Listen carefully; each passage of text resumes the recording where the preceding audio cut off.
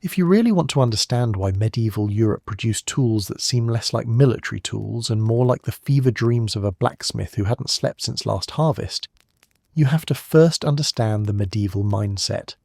This was a world without standardized rules, engineering degrees, or committees responsible for saying, actually, perhaps attaching spikes to that is a bad idea.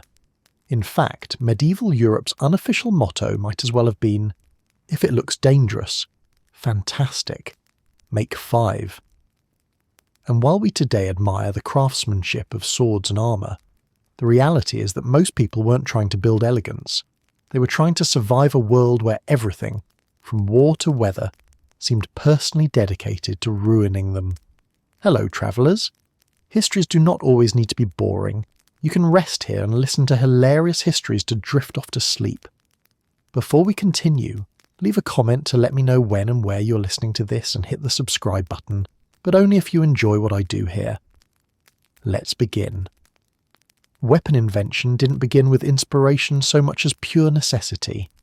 Imagine a society constantly dealing with raids, border disputes, feudal family feuds, and the occasional angry noble who believed your sheep looked at him the wrong way. Warfare wasn't something distant or institutional. It was everyday life. And when you live in an era where even your pantry is a battlefield between you and spoiled food, creativity becomes a survival trait.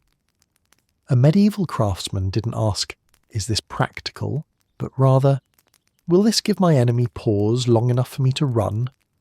Many of the strangest weapons were likely created in panic, on short deadlines, or by apprentices who really wanted to impress their master's master. Add to this the medieval relationship with experimentation. For us, testing new technology involves prototypes, documentation, and perhaps a polite email. For them, it involved swinging something wildly in a field, hoping no one important walked by. Medieval inventors didn't get feedback forms. The closest equivalent was whether you survived long enough to use your weapon twice. Trial and error was more like trial and, well, that's unfortunate. And the lack of widespread literacy meant instructions for constructing new weapons were usually passed on verbally, often by people with questionable memories. If one man said a weapon should have a 3-inch spike, and the next remembered it as 30, nobody stopped him. After all, bigger meant scarier, and scary was half the job. Fear also shaped design. Armour kept improving, and every time a knight got a shinier, stronger suit of plate, some blacksmith took it personally. Weapon makers and armour makers were locked in an eternal arms race, a petty but deadly rivalry, where each invention demanded an equally dramatic counter-invention. Armour gets stronger? Fine, let's put a hammer on a stick and call it innovation. Someone invents a shield that absorbs blows better? Perfect. Let's attach hooks to our spears and yank it away. Weapons weren't created in balanced conditions. They were reactions to reactions to reactions, each escalation producing something either brilliantly effective or impressively impractical. And let's not forget the medieval viewing of warfare as a kind of spectacle. Battles weren't just military engagements. They were demonstrations of power, status, and God's favour. A noble might invest in a weapon not because it was the smartest option, but because it made him look terrifyingly unstoppable, or at least creative enough that his enemies wondered what else he was hiding in the wagon. Showing up to a battlefield with a weapon no one recognised wasn't foolish. It was psychological warfare. Nothing makes people nervous like seeing an object designed for violence and not knowing what part of it is supposed to hit you. Local culture also played a role. Regions developed weapons that matched their terrain, their materials, or their favourite hobbies. Mountain regions loved weapons that could smash or pierce armour, because swinging big tools was easier than precision swordplay on rocky slopes. Marshland fighters preferred poles and hooks, anything that kept enemies at a distance while navigating unstable ground. Urban militias used modified farm tools because they had exactly 3 hours to prepare and no budget. The medieval economy wasn't overflowing with spare cash. Most people worked with what they had, which often meant turning things meant for peaceful purposes into things that absolutely were not. Then there's the creativity born of desperation, a force stronger than any feudal tax. Medieval villages that couldn't afford swords had to reinvent violence from scratch. Enter weapons made from agricultural tools, blacksmith rejects, or metal scraps that had seen better days. If you lived in a place where iron was expensive, you weren't forging elegant blades. You were bolting spikes onto wood and hoping physics was in a good mood. This wasn't just resourcefulness, it was survival economics. A good weapon was one that didn't result in embarrassment or your immediate end. Finally, medieval people simply had a different tolerance for danger. Today we look at a weapon with swinging chains or razor-edge flanges and say, that seems hazardous. A medieval soldier would say, looks like it'll ruin someone's afternoon, and take it to war without a second thought. Safety regulations hadn't been invented yet, and even if they had, no one would have enforced them. If someone lost an ear testing a prototype, the response was probably, at least it works, and then adding more spikes. And so, from improvisation, fear, rivalry, local ingenuity, and a shared acceptance that sharp things should always be sharper, the medieval world created an armoury full of forgotten weapons that feel bizarre to us but made perfect sense to them. Understanding this mindset is essential before we dive deeper, because once you understand how medieval people thought, the weapons they invented no longer seem random, they seem inevitable. If medieval Europe had an award for weapon that looks like it was designed 5 minutes before battle, the Gürdendag would win by unanimous vote. It is, at its core, what happens when a spear and a club have a messy argument, refuse to separate and decide to co-parent a weapon together. Long, thick wooden shaft, short, sharp metal spike, zero elegance, maximum attitude. The name Gürdendag even sounds like something you'd shout at someone right before hitting them, which is fitting because that's exactly what it was for. And the entire thing works so well that you can't help but imagine the first Flemish militia member creating it while saying, we don't have fancy knights, we don't have fancy armour, but we do have wood, metal, and a burning desire not to get trampled. The Gürdendag emerged not from noble courts or elite blacksmith workshops, but from ordinary townsfolk, burghers, guild members, and militia fighters who were deeply unimpressed by the idea of armoured knights charging at them. Unlike professional soldiers, these men didn't grow up training with lances or swords. They grew up making barrels, curing hides, and selling cheese. So when war came knocking, they needed something simple to use, cheap to make, and effective enough to ruin a knight's mood. Enter the spear club hybrid that people still debate how to pronounce. Its design was brutally practical. The thick wooden shaft made it sturdy, able to absorb the impact of a charging knight's momentum. The narrow spike on top wasn't long enough to behave like a proper spear. It was more like the medieval equivalent of saying, just enough to puncture, thanks. But that was exactly the point. A long spear could break. A thin shaft could snap.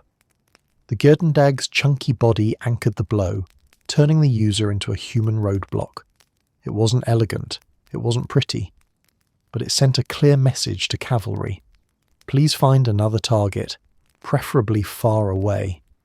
The Battle of the Golden Spurs in 1302 is where the Gürdendag truly earned its place in medieval weapon lore.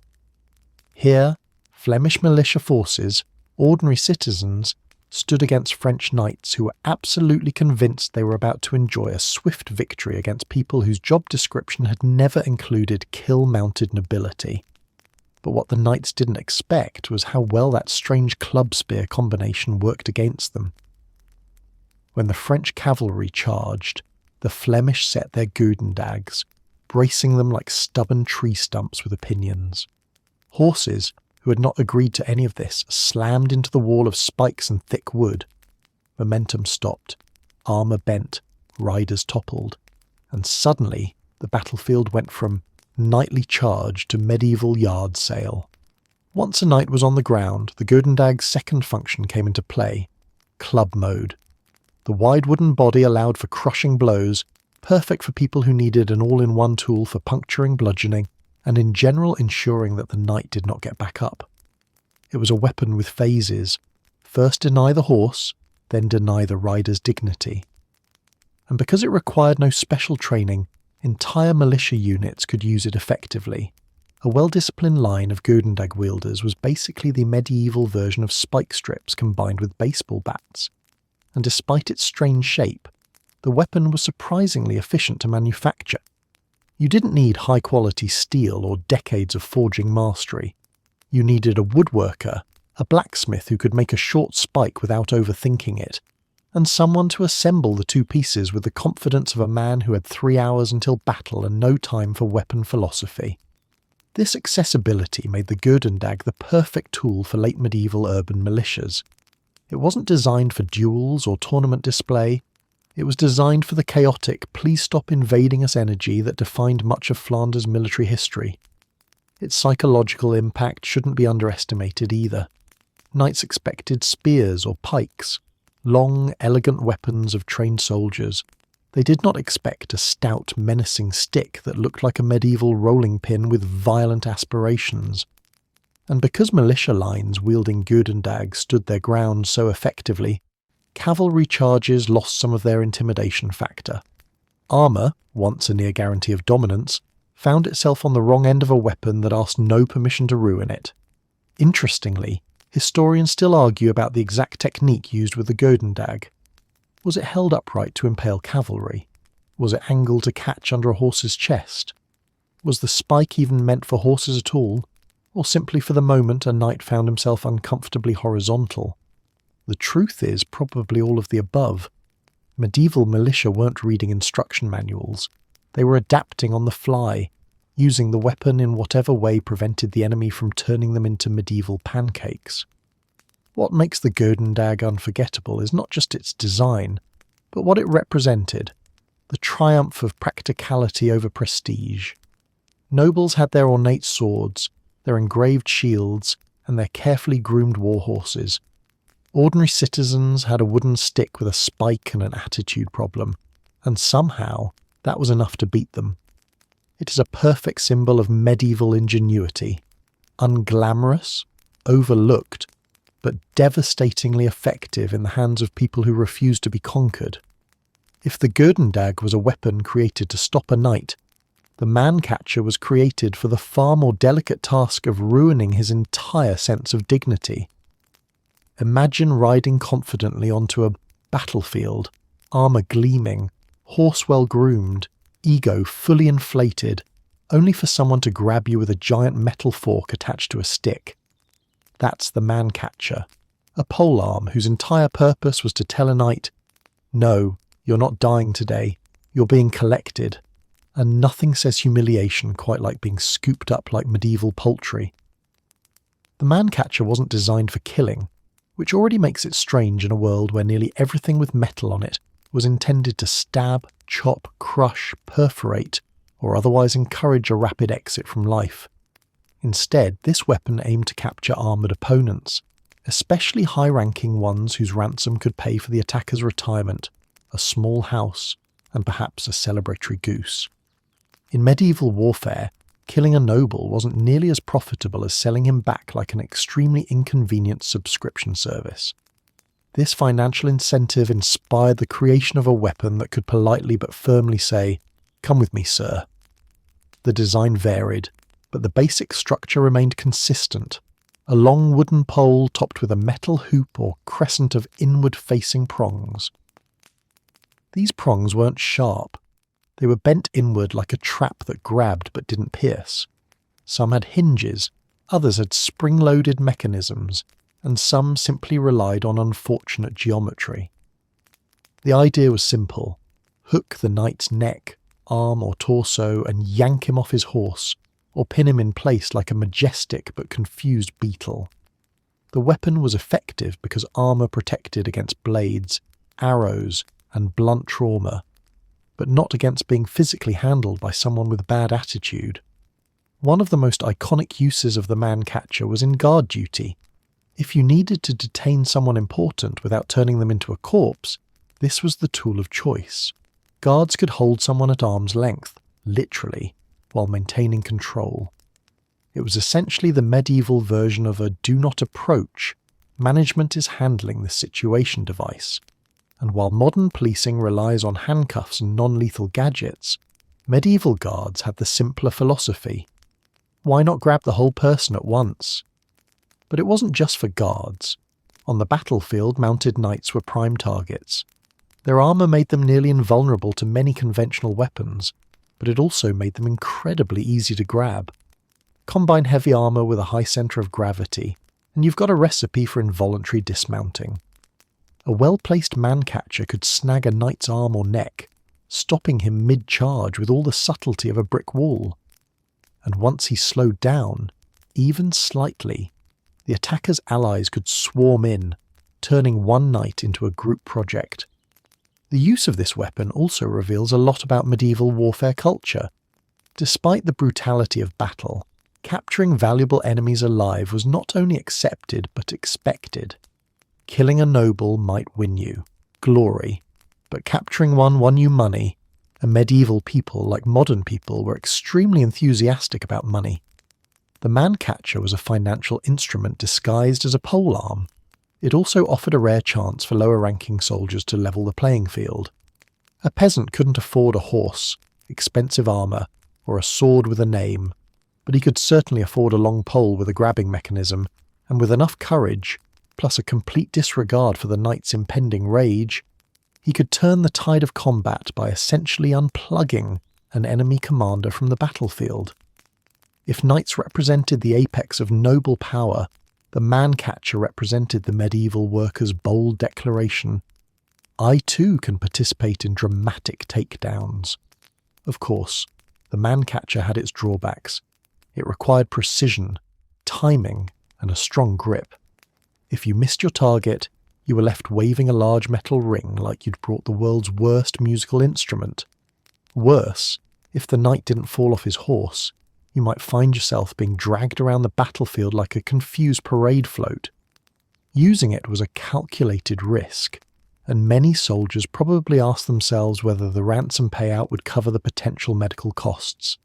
And then there was the humiliation factor, arguably the most powerful feature of the weapon. Knights prided themselves on valour, martial skill, and looking magnificent. Being stabbed was unfortunate but honourable. Being crushed by a mace was painful but respectable. Being captured by a giant grabbing fork. That was the kind of story that spread around the taverns faster than plague gossip. Word travels fast when the punchline is, "Congratulations, you're now medieval livestock."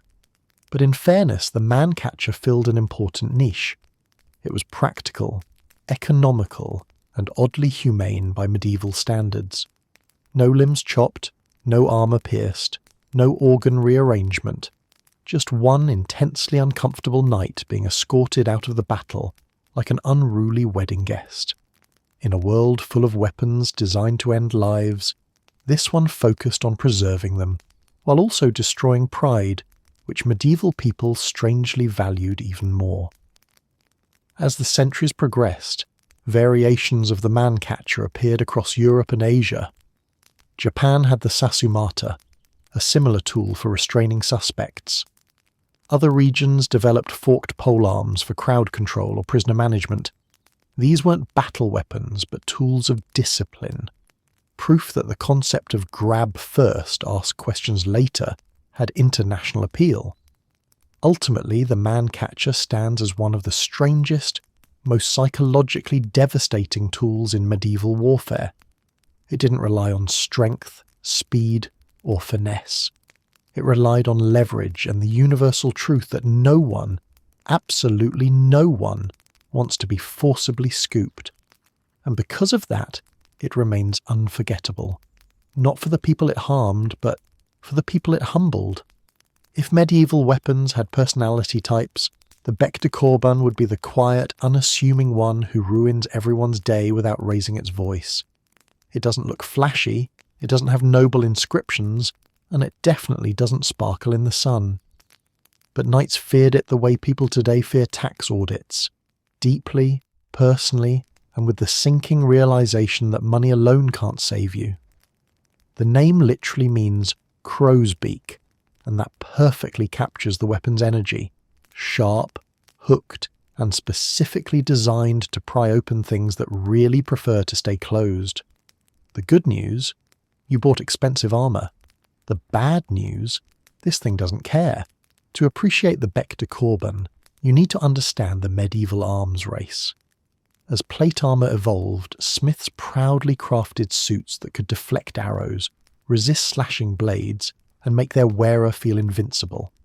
Knights strutted into battle like walking treasure chests, confident that nothing short of divine intervention or tripping on a rock could harm them. But weapon makers, ever spiteful and determined, took one look at this growing confidence and said, "Challenge accepted."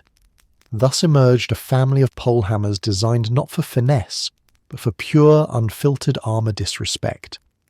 And at the top of this spite-driven hierarchy stood the bec de Corbin. Its construction was brutally efficient.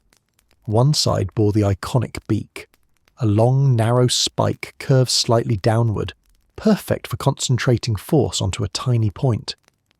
This point wasn't for stabbing like a sword, it was for puncturing, piercing, and prying. If plate armour was a fortress, the bec de Corbin was the siege tool designed to find the weak spots, dig in, and ruin both the metal and the knight's remaining optimism. The opposite side often featured a hammer or blunt face, perfect for delivering concussive blows that could dent, crack, or collapse armour even without breaking it outright. And because medieval designers believed in overachieving, many versions also included a spike on top for vertical punctures, just in case gravity wanted to assist. But what truly made this weapon terrifying was physics.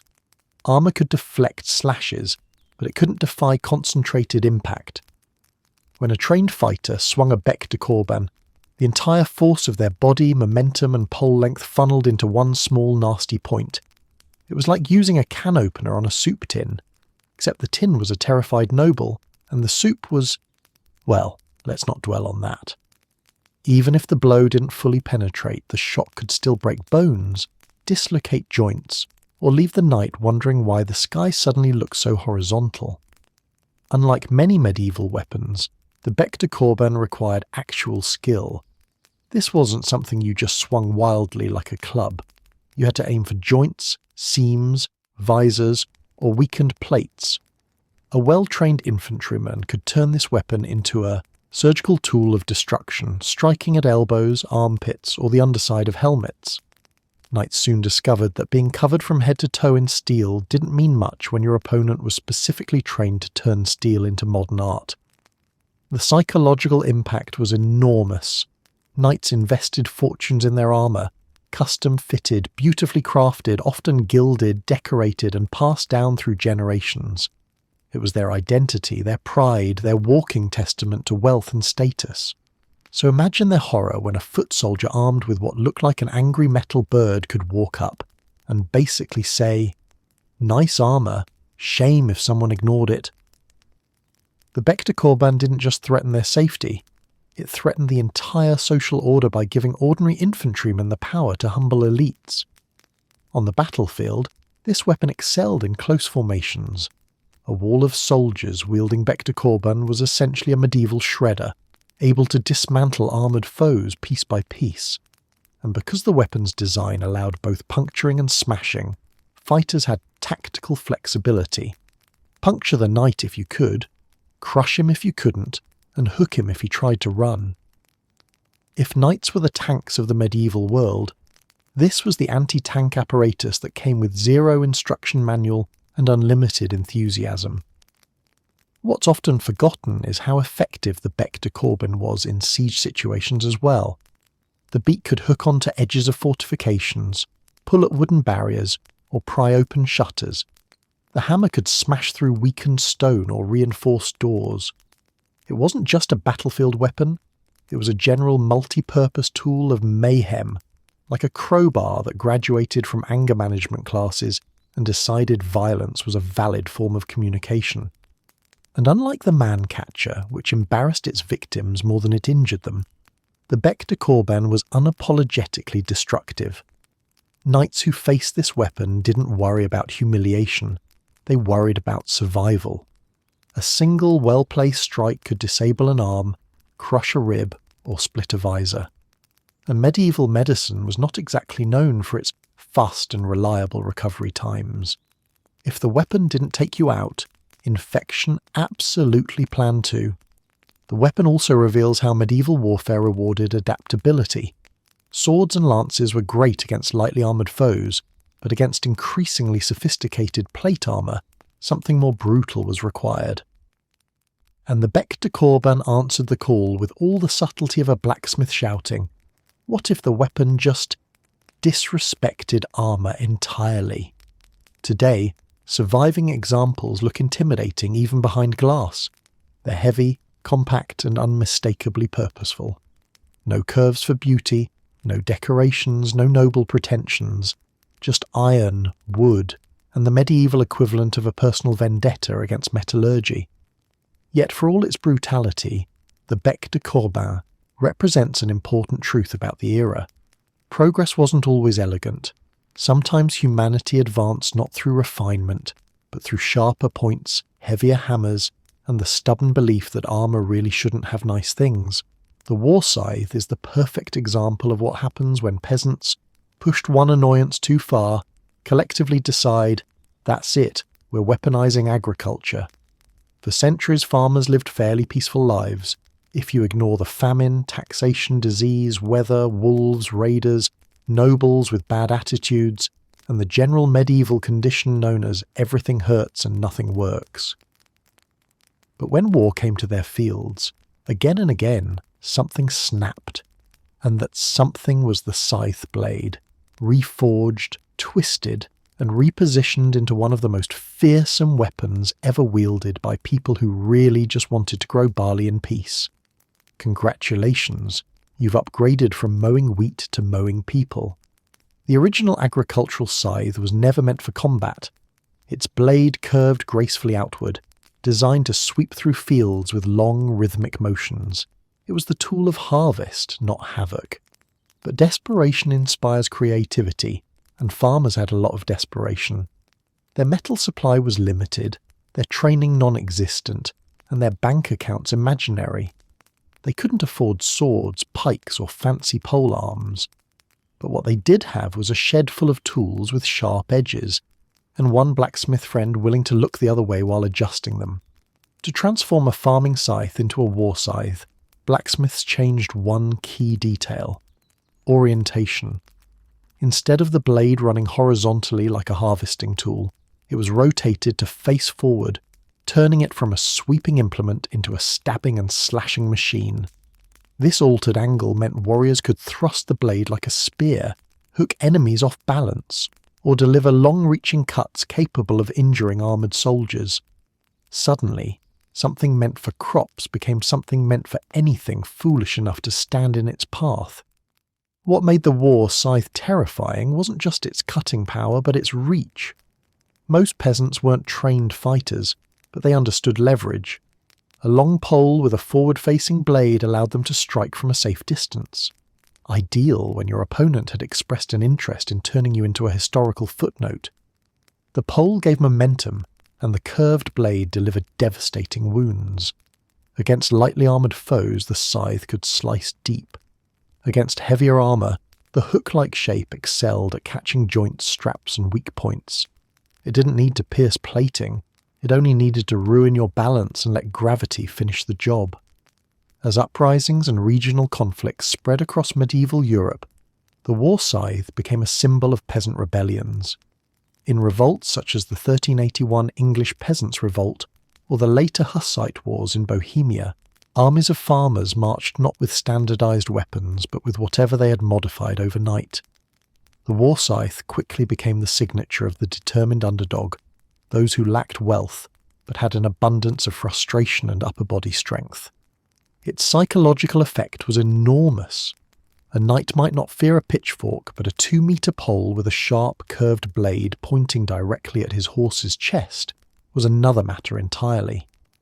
Horses are intelligent enough to avoid running into dangerous objects, which meant cavalry charges often hesitated or broke apart when facing lines of war scythes.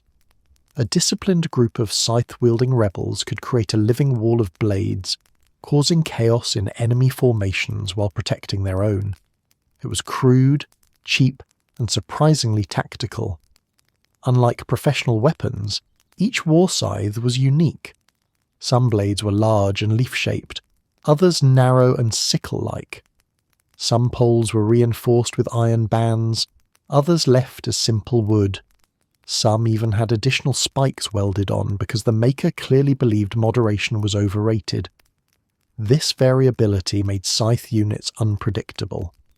Enemies never quite knew what version they were facing. Was it the long-reaching variant perfect for dismounting riders, or the heavy-bladed monster capable of splitting shields? Medieval soldiers didn't get the luxury of reading patch notes. Training with the war scythe was remarkably intuitive.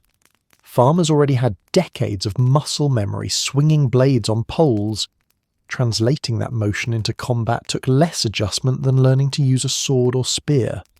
It wasn't elegant fighting, it was sweeping arcs, thrusting jabs, and improvised chaos. And because peasants were used to cooperative labour, they adapted well to formation fighting, rotating lines and coordinating strikes, turning their collective strength into a force that professional armies underestimated at their peril. Of course, the war scythe had drawbacks. It was heavy, which meant prolonged combat exhausted its wielder. Its long pole could get caught or tangled in tight spaces, and wielders had minimal armour, making them vulnerable to arrows or counterattacks if their timing faltered. But these disadvantages didn't stop its widespread use. When your choices were fight with a modified farming tool or accept the consequences of not fighting, the scythe suddenly looked like a very attractive upgrade. The war scythe's significance isn't just in its battlefield role, it's in what it represented. This was the weapon of people who had nothing to lose. It embodied resilience, innovation, and the stubborn refusal to be quietly conquered. Where knights rode into battle with banners and heraldry, peasants marched with the tools that symbolized their identity and survival. In their hands, the war scythe wasn't just a weapon, it was a declaration. We built this land, we feed this land, and we will defend it with the same blade we used to harvest it. In later centuries, even as firearms became dominant, the war scythe continued to appear in uprisings and revolutions across Europe. It remained the chosen weapon of the common man, a reminder that necessity creates innovation, and that innovation can be razor-sharp. If there was ever a medieval weapon that perfectly captured the era's blend of piety and violence, it was the holy water sprinkler, a mace so aggressively spiked that it looked like an exorcism tool designed by someone who really wanted to make sure the demon stayed gone.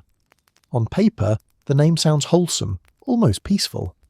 You imagine a priest gently flicking water over a congregation, muttering blessings. In reality, this thing was a metal club covered in spikes, perforations, and righteous fury. Bless you, my child. With violent force. The holy water sprinkler's nickname came from its resemblance to the aspergillum, the liturgical tool used to scatter holy water during ceremonies. The military version, however, sprinkled nothing except regret. Its head was usually a hollow or partially hollow cylinder, punctured with holes, each hole anchoring a wicked spike. Depending on the region and century, the weapon could be a simple mace, a flanged club, or even a flail with a spiked ball attached by a chain. But the defining feature remained consistent, a constellation of sharp points ready to ruin any helmet that dared to exist. What made the holy water sprinkler especially intimidating was its deceptive shape. Most weapons made no attempt to disguise themselves. Swords looked like swords, axes looked like axes. But this thing looked like a religious accessory having an identity crisis. Soldiers approaching the battlefield might see a glimpse of the perforated head and think, is that a ceremonial item? Only to learn the hard way that it performed ceremonies of a very different kind. And yes, there was undoubtedly a certain dark humour in using a weapon with such a holy nickname to commit profoundly unholy acts. The design wasn't just aesthetic, it served a brutal purpose. The perforations reduced weight without sacrificing structural integrity, making the weapon faster to swing. Meanwhile, the spikes concentrated force into tiny points, allowing even a moderate swing to puncture chainmail and dent helmets. Unlike blades, which required skill and precision, the holy water sprinkler thrived on enthusiasm. If you could lift it, you could use it. It was democratized destruction, a weapon with no learning curve, ideal for militia and infantry, who did not have years of sword training but certainly had years of arm strength from hauling things that weighed far too much. Its popularity grew in part because of how effective it was against the era's armour. As plate helmets evolved, their rounded surfaces deflected slashes, and their reinforced steel resisted glancing blows. But spikes ignored all that engineering, biting into metal as if to say, nice craftsmanship, shame if someone punctured it. A direct hit could pierce, crack, or deform armour so badly that removing the helmet afterward required several assistants and possibly some quiet sobbing. The psychological impact was just as powerful. Knights might fear a polearm for its reach, or a sword for its precision, but the holy water sprinkler represented unpredictability. A single swing could cause concussions, fractures, or immediate disorientation. It didn't slice, it shattered, and the mere sight of those spikes glinting on a battlefield could make even veteran warriors rethink their life choices. Interestingly, the weapon also saw significant use among guards and watchmen. Unlike battlefield weapons, this one was practical in tight urban spaces. If you needed to stop a brawl, disperse a mob, or persuade someone very stubborn to reconsider resisting arrest, a spiked club delivered convincing arguments. Its compact shape made it ideal for close quarters, where spears and swords became clumsy. Town records from certain regions even note that night watchmen carried smaller versions, not because they expected full combat, but because medieval nightlife required being prepared for anything from thieves to drunken nobles challenging each other to spontaneous duels. Not all versions were identical. Some were simple wooden clubs studded with iron spikes, made quickly and cheaply during times of unrest. Others were elaborately forged, with multiple rows of carefully crafted points, decorative engravings, and even religious motifs. It wasn't uncommon for soldiers to carry a mace adorned with crosses while simultaneously using it to teach someone a very final lesson about divine justice. Medieval symbolism was flexible like that. One of the more notorious examples of the holy water sprinkler was used during the 16th century English rebellions, including the Pilgrimage of Grace and other uprisings.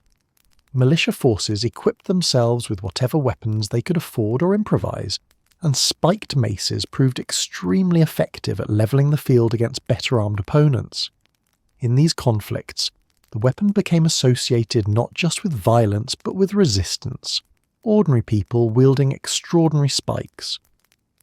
What sets the holy water sprinkler apart from many medieval weapons is how it blurred the line between the sacred and the savage. It wasn't designed in royal armouries or by elite weaponsmiths seeking perfection. It was created by people who wanted a reliable, brutally efficient tool in a world that often demanded brutality. And yet its design still echoed the shape of a religious instrument, perhaps unintentionally, perhaps not. Medieval life didn't separate the spiritual from the everyday. Your church could be the centre of community life, and your weapon could coincidentally resemble church equipment. It was all part of the same worldview. God was everywhere, and so was danger. Using the holy water sprinkler required only one real skill: commitment. You had to swing hard and swing fast. The spikes did the rest, and unlike swords, which dulled, or polearms, which splintered, this weapon could endure repeated impact. If a spike bent, it still hurt. If part of the head cracked, it still functioned. If someone questioned whether it looked ridiculous, it absolutely still crushed helmets.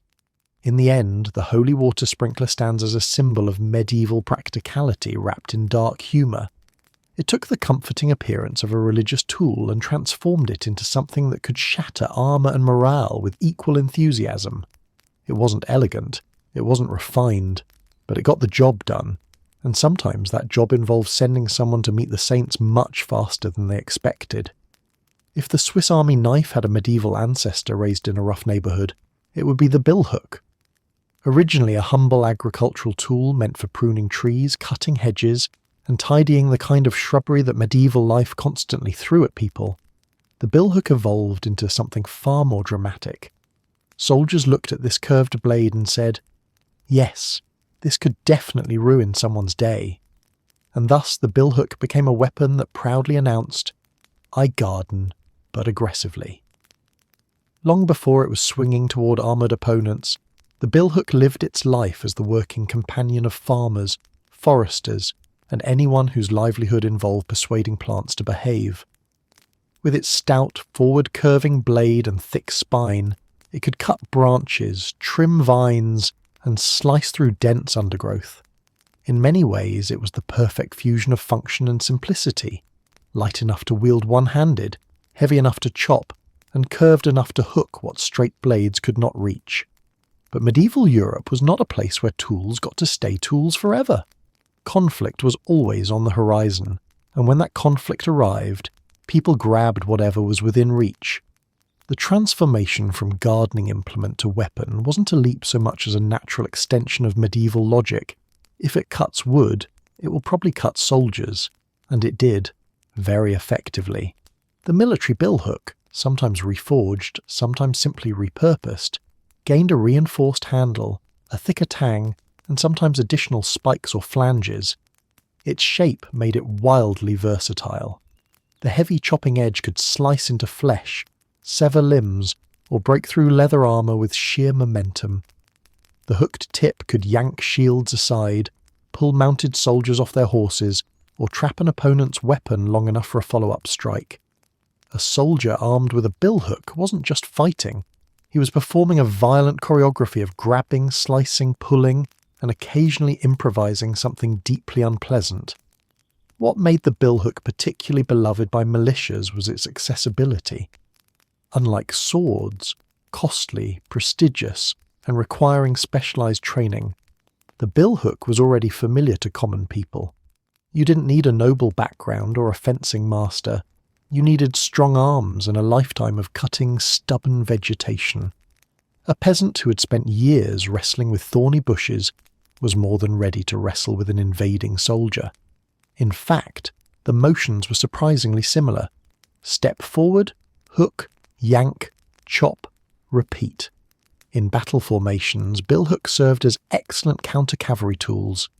Knights relied heavily on their horses for speed and impact, but the hooked blade could latch onto reins, saddles, or legs, sending rider and horse in very different emotional directions. Even a glancing strike to a horse's flank could disrupt a charge, and for a foot soldier, getting a knight off his horse was half the victory. The other half involved making sure he did not get back up. The billhook's ability to manipulate shields was another game-changer. Shield walls were the backbone of medieval infantry tactics, forming impenetrable barriers when executed correctly.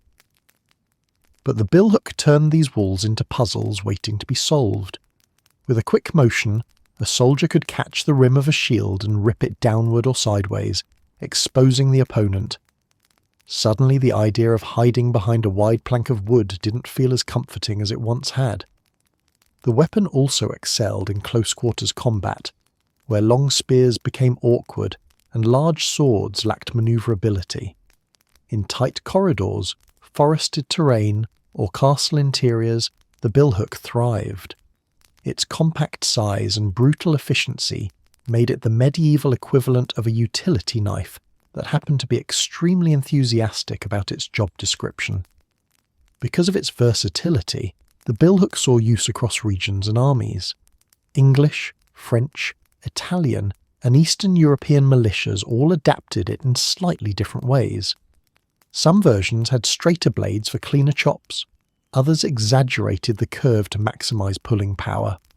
Some were mounted on shorter handles for one-handed strikes, while others were placed on long poles, transforming them into hybrid polearms that could reach over shield lines and deliver devastating overhead blows. Yet despite its battlefield reputation, the billhook remained at its core a tool of everyday life. After conflicts ended, it returned to cutting vines, trimming hedges, and shaping wood, as if entirely unaware of the chaos it had just participated in. There was something almost charming in its dual identity, one moment helping you clear a field, the next dismounting a knight who very much wished you had stayed in the field. The social implications of the billhook were significant as well. While elite warriors carried weapons that symbolized status and lineage, the billhook represented practicality and resilience. It was the weapon of the worker, the farmer, the commoner. It embodied the notion that survival didn't require elegance, just determination, and a blade that could do 7 jobs poorly, but 1 job spectacularly, making the enemy regret their career choices. The psychological effect of facing billhook-wielding troops was real. Soldiers trained with conventional weapons sometimes struggled against irregular movements, unpredictable arcs, and the sheer chaos a billhook could unleash.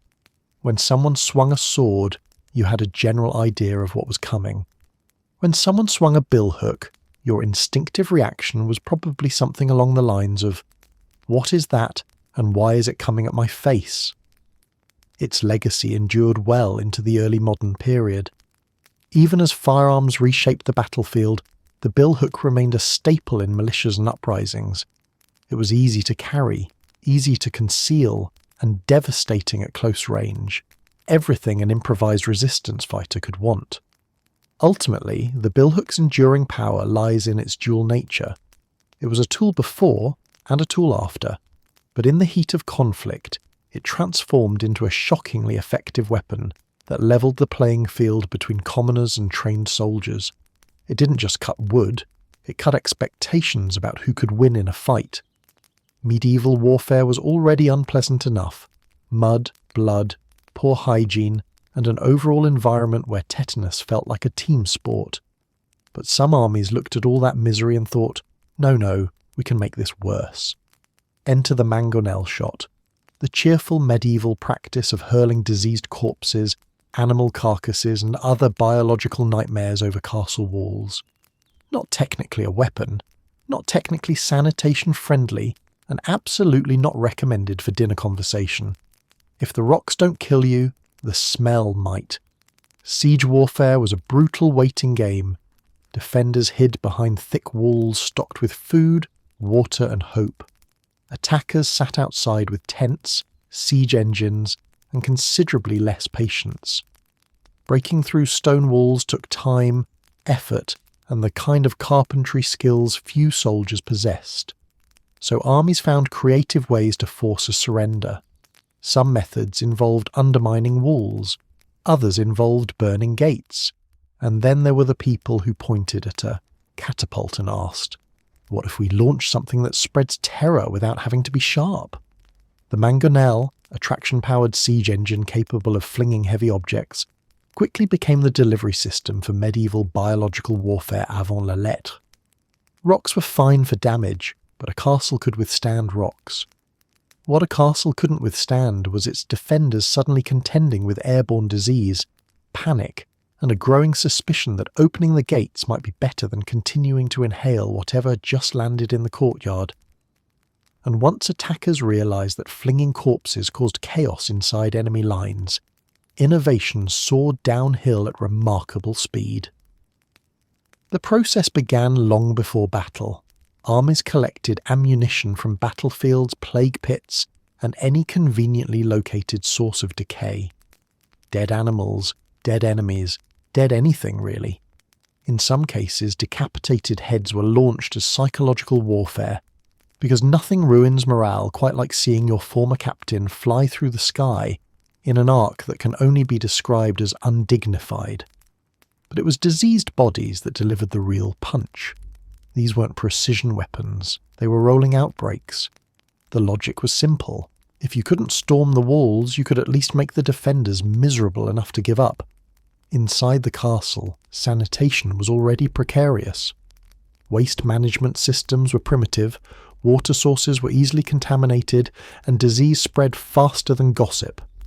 Adding decomposing flesh catapulted at high speed didn't just worsen conditions, it weaponized them.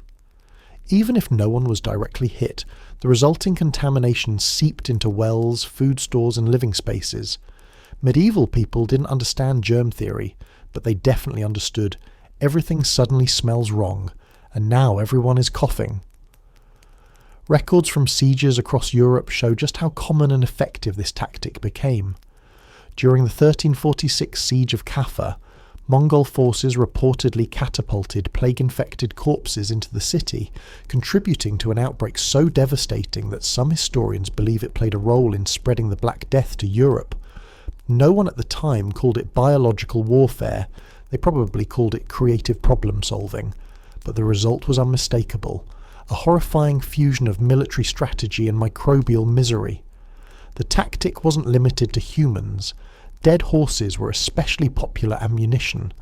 A horse carcass could weigh several hundred pounds, meaning that when it landed it didn't just spread disease, it exploded like a medieval piñata from the darkest timeline.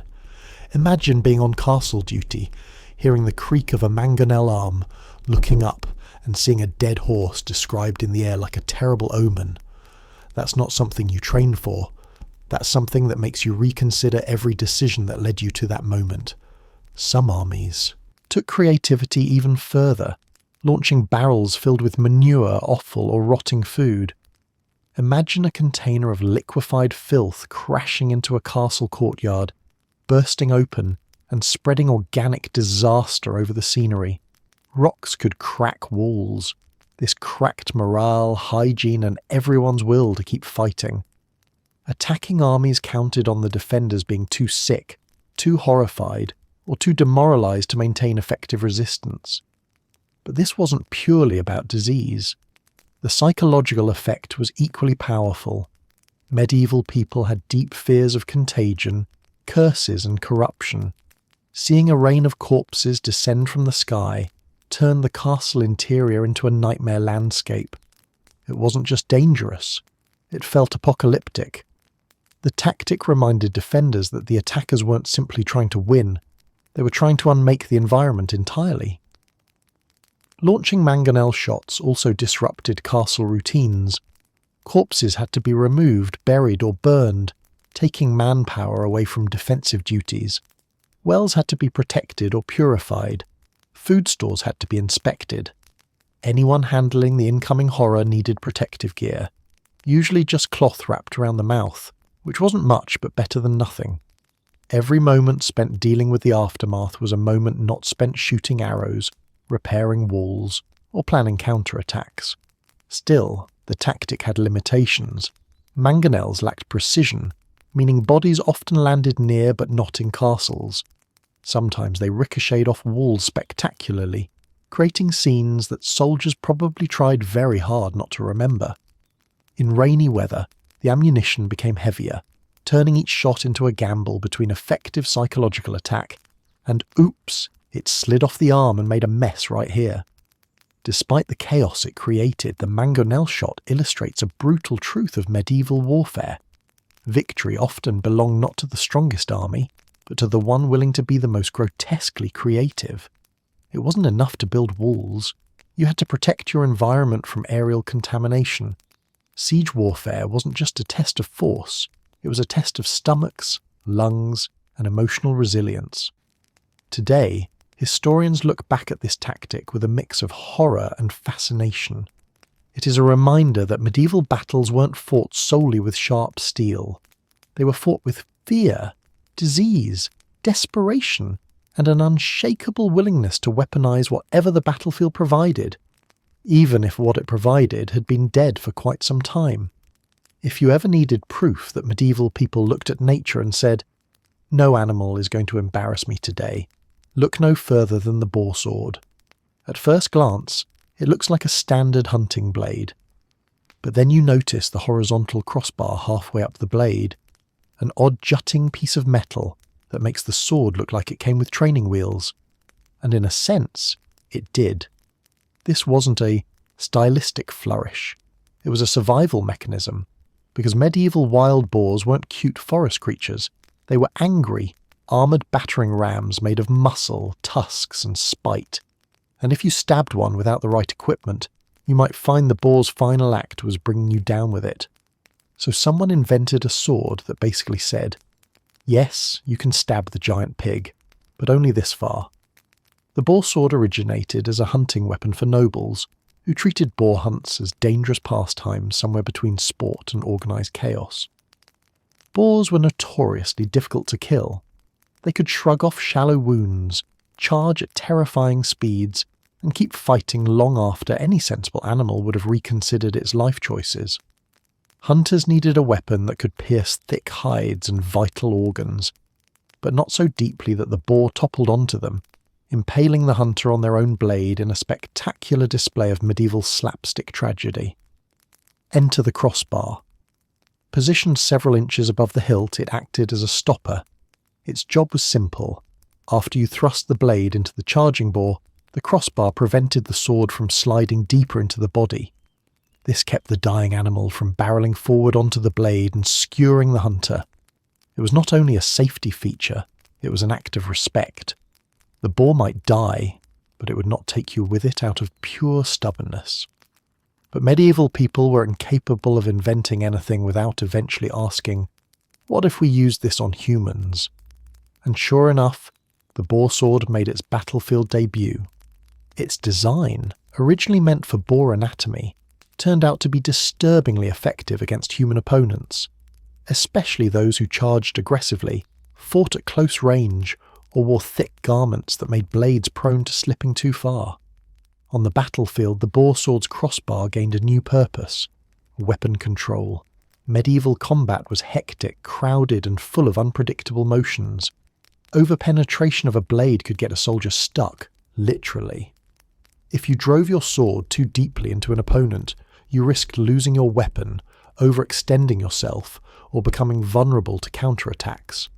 The crossbar prevented this, allowing the wielder to deliver deep, lethal thrusts that halted at the perfect moment. It also gave soldiers the leverage needed to wrench the blade free quickly, maintaining momentum in the chaos. The boar sword's thick, stiff blade was another advantage.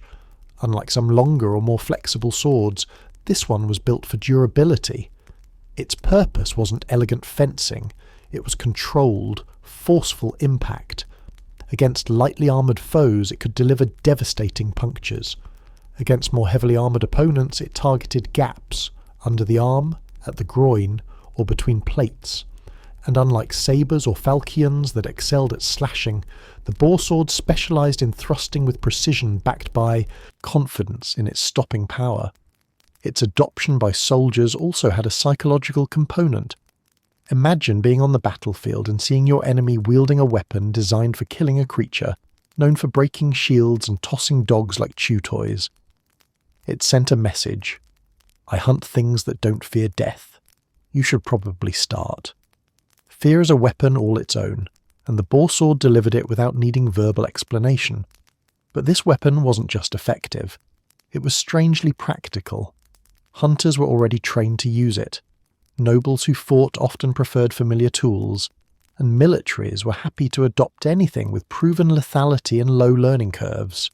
Unlike exotic pole arms or massive axes, the boar sword did not require new techniques. Soldiers understood thrusting. They understood defensive stances. They knew how to brace for impact. The boar sword simply made those motions safer and more efficient.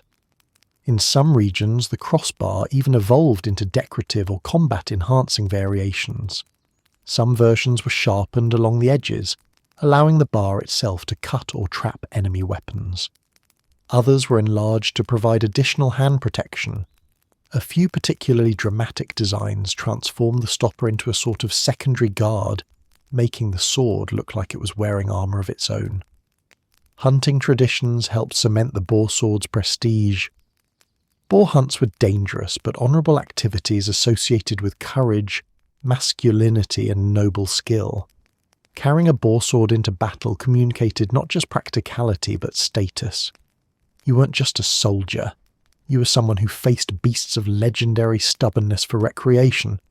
Whether or not you actually hunted boars was irrelevant.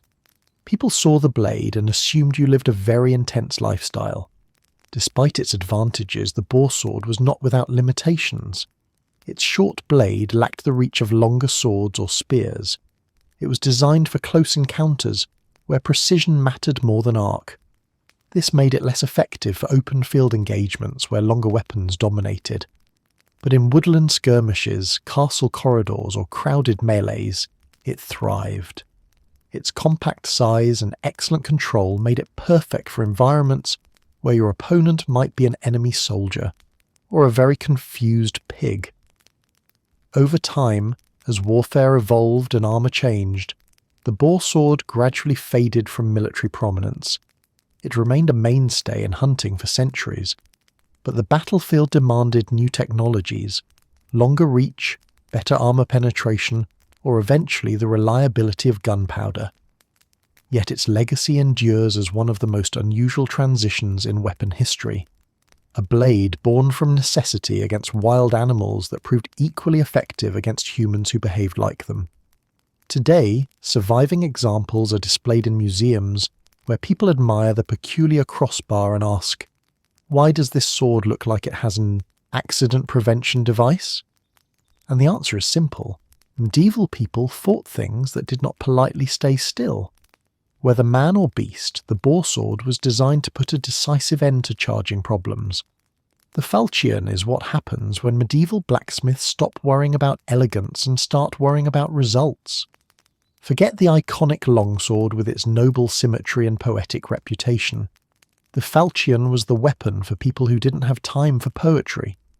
Thick, forward-weighted and curved with the unmistakable attitude of a tool that absolutely intended to remove something important, the falchion looked less like a gentleman's blade and more like a farmer's machete that spent a semester abroad learning new, violent habits. Not refined, but it gets the job done. The job is removing limbs. Where the longsword excelled at finesse and thrusting, the falchion excelled at sheer, unapologetic chopping power. Its blade widened toward the tip, creating a top-heavy design that made every downward strike land with astonishing force. This meant that even someone with modest training, or modest enthusiasm, could deliver blows capable of breaking bones, splitting helmets, or cutting deep through flesh and lighter armour. In the hands of a skilled fighter, it was devastating. In the hands of an unskilled fighter, it was still devastating, just possibly in unintended directions. The falchion's origins can be traced back to the single-edged blades of ancient cultures, but in medieval Europe, it developed a unique personality. Unlike its more aristocratic cousins, the falchion wasn't designed to be a status symbol. It wasn't decorated with gold filigree or meant for princely duels. It was a weapon for the foot soldier, the urban militia member, the mercenary who had seen too many campaigns and developed a personal philosophy of hit hard, hit fast, hit until the problem stops moving. What made the falchion especially beloved among infantry was its practicality. It required far less training than a longsword. You didn't need to master precise thrusting lines, guards, or footwork patterns. You needed to grip it firmly, swing with conviction, and let gravity and blade geometry do the rest. In an age when most fighters weren't professionally trained but were expected to face armoured opponents anyway, this was a major selling point. The falchion democratized violence. Anyone could pick it up and immediately understand its purpose. The blade's curve also offered tactical advantages. Straight swords often lost cutting efficiency when used against moving targets or awkward angles. The falchion's shape allowed for slicing motions that curved through flesh more naturally, maximising the cutting surface. Against unarmoured or lightly armoured foes, it was brutally efficient. Gambesons, leather armour and padded jackets were no match for its momentum, and because it delivered hacking blows rather than delicate thrusts, it could still injure, and sometimes kill, even those in heavier protection by battering through the seams or simply breaking what was underneath. Foot soldiers appreciated another important quality.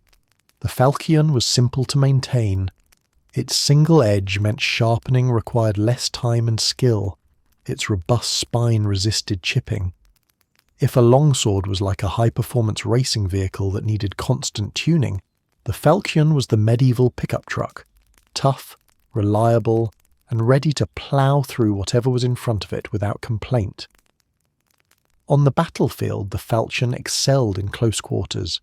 Shield walls, alleyways, siege towers, and forest skirmishes all favoured weapons that didn't require space for sweeping arcs or complicated manoeuvres. The falchion excelled at tight, brutal engagements where every strike needed to count. When armies clashed and ranks collapsed into a heaving mass of bodies, the soldier with a falchion didn't need perfect technique. He needed room for one good swing. Its popularity wasn't limited to common soldiers. Wealthier combatants sometimes used more ornate versions, occasionally with elaborate guards or decorated blades. But even then, the falchion was never a knight's first choice for ceremony or display. It lacked the visual drama of a longsword. You couldn't flourish it during a royal parade without people wondering whether you were about to butcher livestock. But there are depictions in medieval manuscripts that show knights wielding falchions in battle, proving that beneath the chivalric rhetoric, effectiveness often trumped aesthetics. The falchion's role extended beyond warfare. In many regions, it served as a general-purpose tool. Its chopping power made it suitable for clearing brush, cutting ropes, and performing daily tasks that demanded more bite than a dagger, but more compactness than an axe. This dual-use nature meant soldiers were comfortable with it long before they carried it into battle. It also meant that if you encountered someone carrying a falchion in town, you had no idea whether they were headed to the battlefield or simply planning to prune something aggressively. While the falchion might seem crude compared to the swords of legend, its design was far from thoughtless. The weight distribution was deliberate, the curve was intentional, the thick spine ensured structural integrity. It was engineered not for beauty but for survival, and in that purpose it excelled. Medieval warfare wasn't glamorous. It was messy, chaotic, and full of variables that elegant weapons didn't always handle well. The falchion embraced that chaos and thrived in it. Most falchion designs fell into two broad types: the cleaver style, with a straight back and curved cutting edge, and the braquemar, with a narrower blade and more refined proportions. But regardless of subtype, the weapon maintained the same philosophy: cut, crush, and keep cutting until the battle is won or you're too tired to lift your arms. Over time, as warfare evolved and more specialised weapons emerged, the falchion's battlefield role diminished. Curved chopping blades never disappeared. They simply transformed into sabres, cutlasses, and other modern descendants. But the medieval falchion remains an enduring symbol of raw practicality. Not noble, not ceremonial, but honest about what it intended to do. In museums today, falchions often look strange beside more refined blades. Wide, forward-weighted, sometimes almost cartoonishly heavy at the tip, they seem like props from a peasant-themed action movie. But pick one up, and suddenly you understand medieval logic. The balance drives the blade downward. The curve invites momentum. The grip feels solid and purposeful. And you realise that while knights might have preferred elegance, the person standing next to them probably preferred results. The gun shield is one of those inventions that makes you pause, stare, and wonder whether the creator was a genius, a madman, or both before breakfast. It appeared in Tudor England, a time when firearms were still unpredictable, shields were still useful, and someone clearly woke up one morning and decided, what if I combine long-range danger with the comforting feeling of hiding behind something sturdy? The result was a shield with a gun barrel sticking out of a hole in the middle, perfect for people who want to multitask their violence. To appreciate the gun shield, you must first understand early firearms. They were inaccurate, slow to reload, temperamental in damp weather, and more likely than modern viewers might guess to explode in the user's hands. They were powerful, yes, but they weren't yet dominant. Meanwhile, shields had been a staple of warfare for thousands of years, a reliable way to avoid turning into a pincushion. As technology shifted, Some inventors thought the smart move was to integrate old and new rather than replace one with the other. Thus, the gun shield was born in that glorious era of transitional weaponry, where inventors enthusiastically combined things simply because no one had told them not to. The gun shield was typically a metal buckler, round, sturdy and heavy, with a small pistol or short-barreled gun mounted inside it. A firing mechanism was built into the back so the soldier could aim the shield, pull a trigger and fire while still maintaining protection. Imagine pointing a shield at someone only for it to suddenly shoot them. It was the medieval equivalent of surprising someone with a concealed water gun, except far less wholesome and far more likely to end negotiations abruptly. Why make such a contraption? The answer lies in close-quarters combat. Cities, ships, and castle interiors were full of tight hallways and cramped staircases where full-length firearms were unwieldy and reloading was impractical. In such environments, having a shield to block blows while also possessing a single decisive shot could mean the difference between survival and becoming scenery. A man armed with a gun shield could enter a narrow doorway, take incoming hits on the metal plate, fire at extremely close range, and then, because the weapon was still a shield, continue fighting in melee. The psychological effect cannot be overstated. In an age where firearms were still novel, many soldiers expected to see weapons carried openly. The idea that a shield might double as a gun was deeply unsettling. A charge toward an opponent holding a plain shield suddenly became a gamble. Would he block, bash, or fire a projectile into your face? The uncertainty alone made the weapon valuable, even if its actual firing capacity was limited to one shot. Designs varied. Some gun shields had simple holes for the barrel. Others incorporated elaborate reinforcing ridges, viewing slits, or decorative engravings because Tudor England never did anything halfway. Some even had multiple barrels arranged like a tiny revolving cannon, offering several shots before reloading, but these heavier versions were exhausting to hold and probably built by inventors who mistakenly believed human arms were made of iron. One of the most famous sets of gun shields was produced for King Henry VIII, who commissioned dozens of them, perhaps imagining elite palace guards striking fear into assassins and foreign envoys alike. These shields were ornate, embossed with royal symbols, and crafted to a high standard. They were, in essence, fashionable bullet delivery devices. Whether Henry ordered them because he saw their tactical potential, or simply because he loved unusual weapons, which he absolutely did, remains unclear.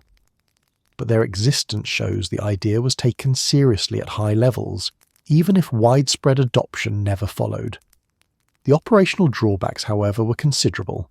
First, the shield's weight increased significantly once a firearm was added. Holding a buckler at arm's length for extended periods is tiring enough. Holding a buckler that also contains a small cannon could turn your arm into jelly. Second, loading the gun was awkward. You couldn't easily tilt the shield without spilling powder, and trying to reload while being attacked defeated the purpose of having a shield in the first place. Third, the aim was questionable. The shooter often had to lift the shield high enough to see over it or peek through small slits, turning the already shaky accuracy of early firearms into something closer to educated hope. Then there was the small matter of smoke. Firing a gun from behind a shield meant the user often got a face full of gunpowder blast. Even if this didn't blind him, it certainly didn't improve morale. Anyone using the device repeatedly probably developed the habit of blinking in anticipation every time a trigger was pulled, an involuntary reflex that isn't ideal in combat. Yet despite these flaws, the gun shield remains a fascinating example of transitional military innovation. It represents a moment when technology had not yet decided which direction to evolve. Should warfare prioritize protection or firepower, distance or close combat, single-shot devastation or continuous engagement? The gun shield tried to answer, all of the above, please. In practice, the weapon was likely most useful in very niche situations, guarding narrow corridors, defending staircases, or supporting breaching operations where the first shot mattered immensely. After that shot, the shield reverted to its primary function, blocking incoming blows and delivering solid bash attacks. And in that sense, it wasn't inefficient, just ahead of its time in a slightly confused way. By the time firearms improved and armour declined, there was no longer a need for such hybrids. Guns became faster, more reliable, and more deadly. Shields shrank in importance.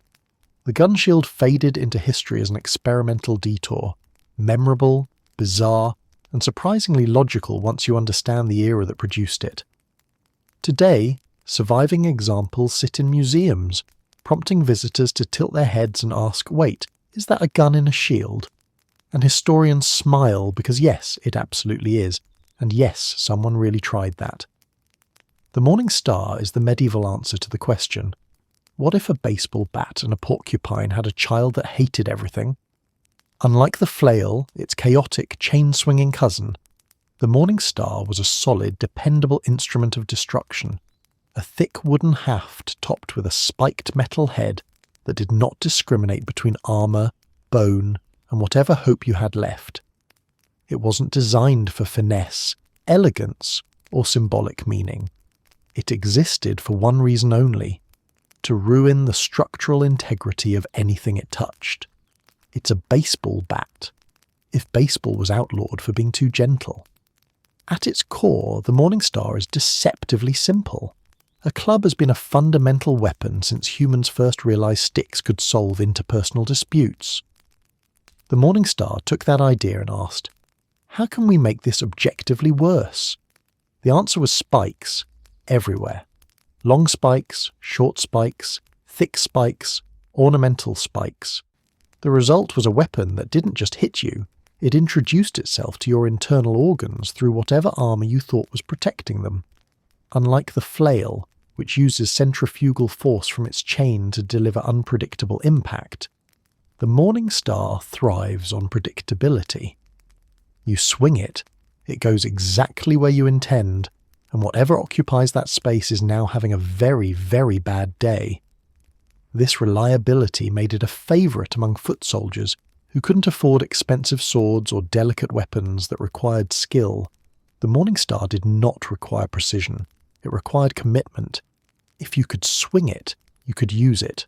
And if you could use it, you were now capable of denting steel helmets with alarming enthusiasm. Its effectiveness against armour was one of its defining strengths. Plate armour was designed to deflect blades, not absorb blunt trauma. The Morning Star bypassed those defences by simply hitting so hard that the armour bent inward, turning protective plates into involuntary compression devices. Even if the spikes didn't fully pierce, the concussive force could break ribs, shatter collarbones, or knock the wind out of a knight so thoroughly he contemplated a second career path. And should the spikes did puncture, they created wounds that medieval medicine was completely unequipped to handle. The Morning Star wasn't just an infantry weapon, it was also used by mounted combatants. A rider swinging a Morning Star gained terrifying momentum from the horse's movement, delivering blows capable of knocking opponents off their feet or shattering shields. The spikes made blocking nearly impossible. A wooden shield could be punctured, ripped away, or embedded with the weapon so deeply that the defender found themselves suddenly shieldless and holding what was essentially a door with a handle problem. What made the Morning Star uniquely unsettling was the way it combined smashing and piercing into a single dreadful action. Most weapons specialised in one form of damage: swords cut, axes chopped, hammers crushed. The Morning Star did all three if you swung hard enough. It broke bones, tore flesh, punctured padding, and ripped through chainmail. It delivered layered injuries that medieval surgeons likely described as complex while quietly panicking. Because of its straightforward design, the Morning Star was also incredibly easy to produce. You didn't need a master weaponsmith or elaborate forging techniques. A competent blacksmith could create a metal head, rivet it onto wood, and call it a day. Simpler versions could even be handmade by soldiers, wooden clubs studded with nails or iron spikes, sometimes uneven, sometimes crude, often terribly effective. There are historical records of militias arriving at battlefields armed with what were essentially DIY Morning Stars, each one reflecting the creative liberties and questionable decision-making of its maker. The weapon's psychological impact was enormous. Seeing someone approach with a Morning Star didn't inspire thoughts of chivalry or honourable combat. It inspired thoughts like, "I should not be here," or "that man is carrying a blunt object that hates the concept of surfaces." The spikes glinting in the sun created an aura of imminent disaster. Unlike a sword, which suggested skill, or a spear, which suggested discipline, the Morning Star suggested the wielder had fully embraced the chaos of battle and intended to share that philosophy with everyone nearby. But despite its brutality, the Morning Star was not without nuance. Skilled users could hook opponents with the spikes, pull shields aside, or catch limbs mid-motion. The haft allowed for quick changes in direction, enabling thrusts, jabs, and sweeping arcs. The weapon had a rhythm, albeit a destructive one, that experienced fighters learned to exploit, and because it required less maintenance than edged weapons, it was ideal for long campaigns where sharpening stones and trained armourers might not be available. Not all Morning Stars were handheld. Some appeared as enormous two-handed versions, basically the medieval equivalent of saying, "I want the biggest problem possible." These were heavy, slow, and devastating. Used in massed infantry formations, they could create openings in enemy lines with single, bone-crushing strikes. They demanded immense strength, but in return, they delivered nearly unstoppable force. Despite its effectiveness, the Morning Star wasn't universally praised. Some commanders disliked it for being too indiscriminate. Others found that inexperienced soldiers sometimes got their weapons stuck in armour or shields, leaving them vulnerable. And because the spikes could catch on clothing or equipment, a poorly timed swing could momentarily trap the wielder, an awkward moment that usually ended badly. Still, the Morning Star's legacy survives as one of the medieval era's most fearsome weapons. It didn't rely on technology, finesse, or noble aesthetics. It relied on physics, pain, and an unapologetic commitment to making sure your opponent remembered the encounter, assuming they were still capable of remembering anything at all. Today, museum visitors often stare at Morning Stars and ask, "Was this really used?" The answer is yes, and medieval people wielded them with the same casual practicality that we reserve for hammers and kitchen knives. It was simply part of the toolkit, one that specialised in turning armour into abstract sculpture. If the ordinary crossbow was the medieval equivalent of a sternly worded letter, the Scorpion crossbow was a full-volume argument with footnotes, appendices, and multiple exclamation points. A rapid-fire or quick-loading weapon that could unleash bolt after bolt with unnerving speed, it was the tactical answer to the question, how do I persuade multiple enemies at once to stop whatever they're doing? Great if you want to tell your enemies, please stand still while I shoot 12 bolts at you. To understand the Scorpion crossbow, you must first imagine a world where reload speed could mean life or death. Traditional crossbows were powerful but slow, fantastic for long-distance precision, but frustrating in fast-paced skirmishes. After each shot, the user had to wind the mechanism, load a bolt, aim again, and hope the person charging at them had the courtesy to wait. Soldiers appreciated the power but lamented the delay. Inventors, being the delightful agents of chaos they were, began exploring ways to fire multiple bolts in succession without requiring a full reload after every shot. The Scorpion crossbow was one such innovation. Inspired by ancient Roman Scorpio artillery pieces, small torsion-powered engines designed to hurl bolts rapidly, the medieval version sought to bring that same repeat-fire energy into the hands of individual soldiers. While designs varied across regions and eras, they all shared one ambition: compress the lethality of a ballista into a portable, handheld nightmare. Some versions used a gravity-fed magazine that held several bolts at once. After each shot, tilting the weapon allowed a new bolt to slide into position. Others used lever-action mechanics so the operator could reload with a single sweeping motion, reducing the firing cycle to moments instead of minutes. A few ambitious models even had rotating drums or sliding chambers, like early ancestors of repeating rifles. Imagine a crossbow trying very hard to cosplay as a machine gun, ambitious, clunky, and fully committed to the bit. What made the Scorpion crossbow terrifying wasn't just its speed, it was the psychological shock. Opponents expected one shot, maybe two if the soldier was fast. But when they suddenly faced a flurry of bolts, each one capable of penetrating armour at close to medium range, their tactical assumptions crumbled. Shield walls that relied on predictable reload intervals became vulnerable. Fast-moving skirmishers lost their numerical advantage. Archers who tried to peek from behind cover discovered to their dismay that the Scorpion crossbow rewarded persistence with multiple painful follow-ups. Its mechanical cleverness also made it accessible to users with minimal training. Traditional bows required years of practice and enormous physical strength. Even normal crossbows demanded discipline and patience.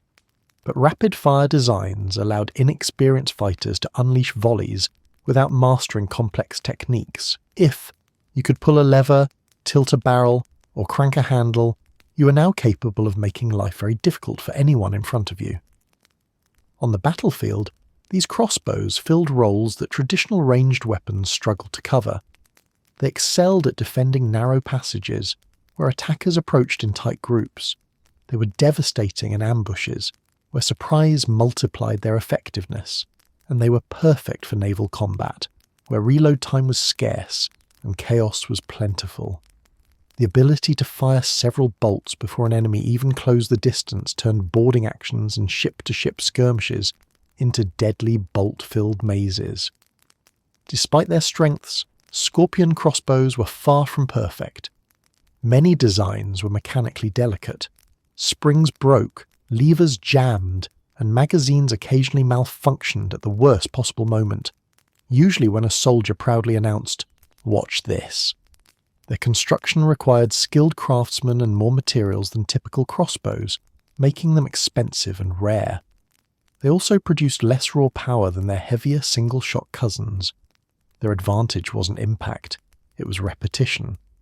But repetition, in warfare, is its own form of intimidation. Picture being an advancing soldier under the impression that you will face maybe one crossbow bolt.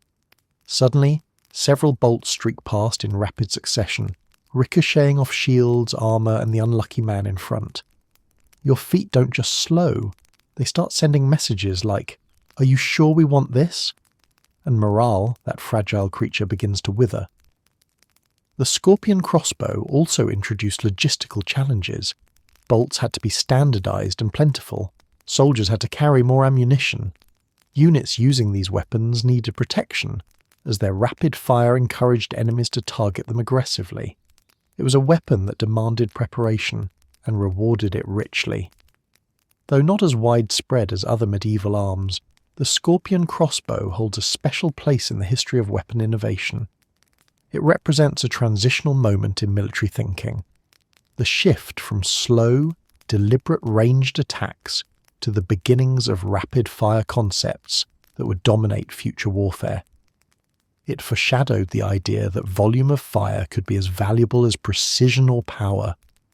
In many ways, it was a medieval glimpse of things to come.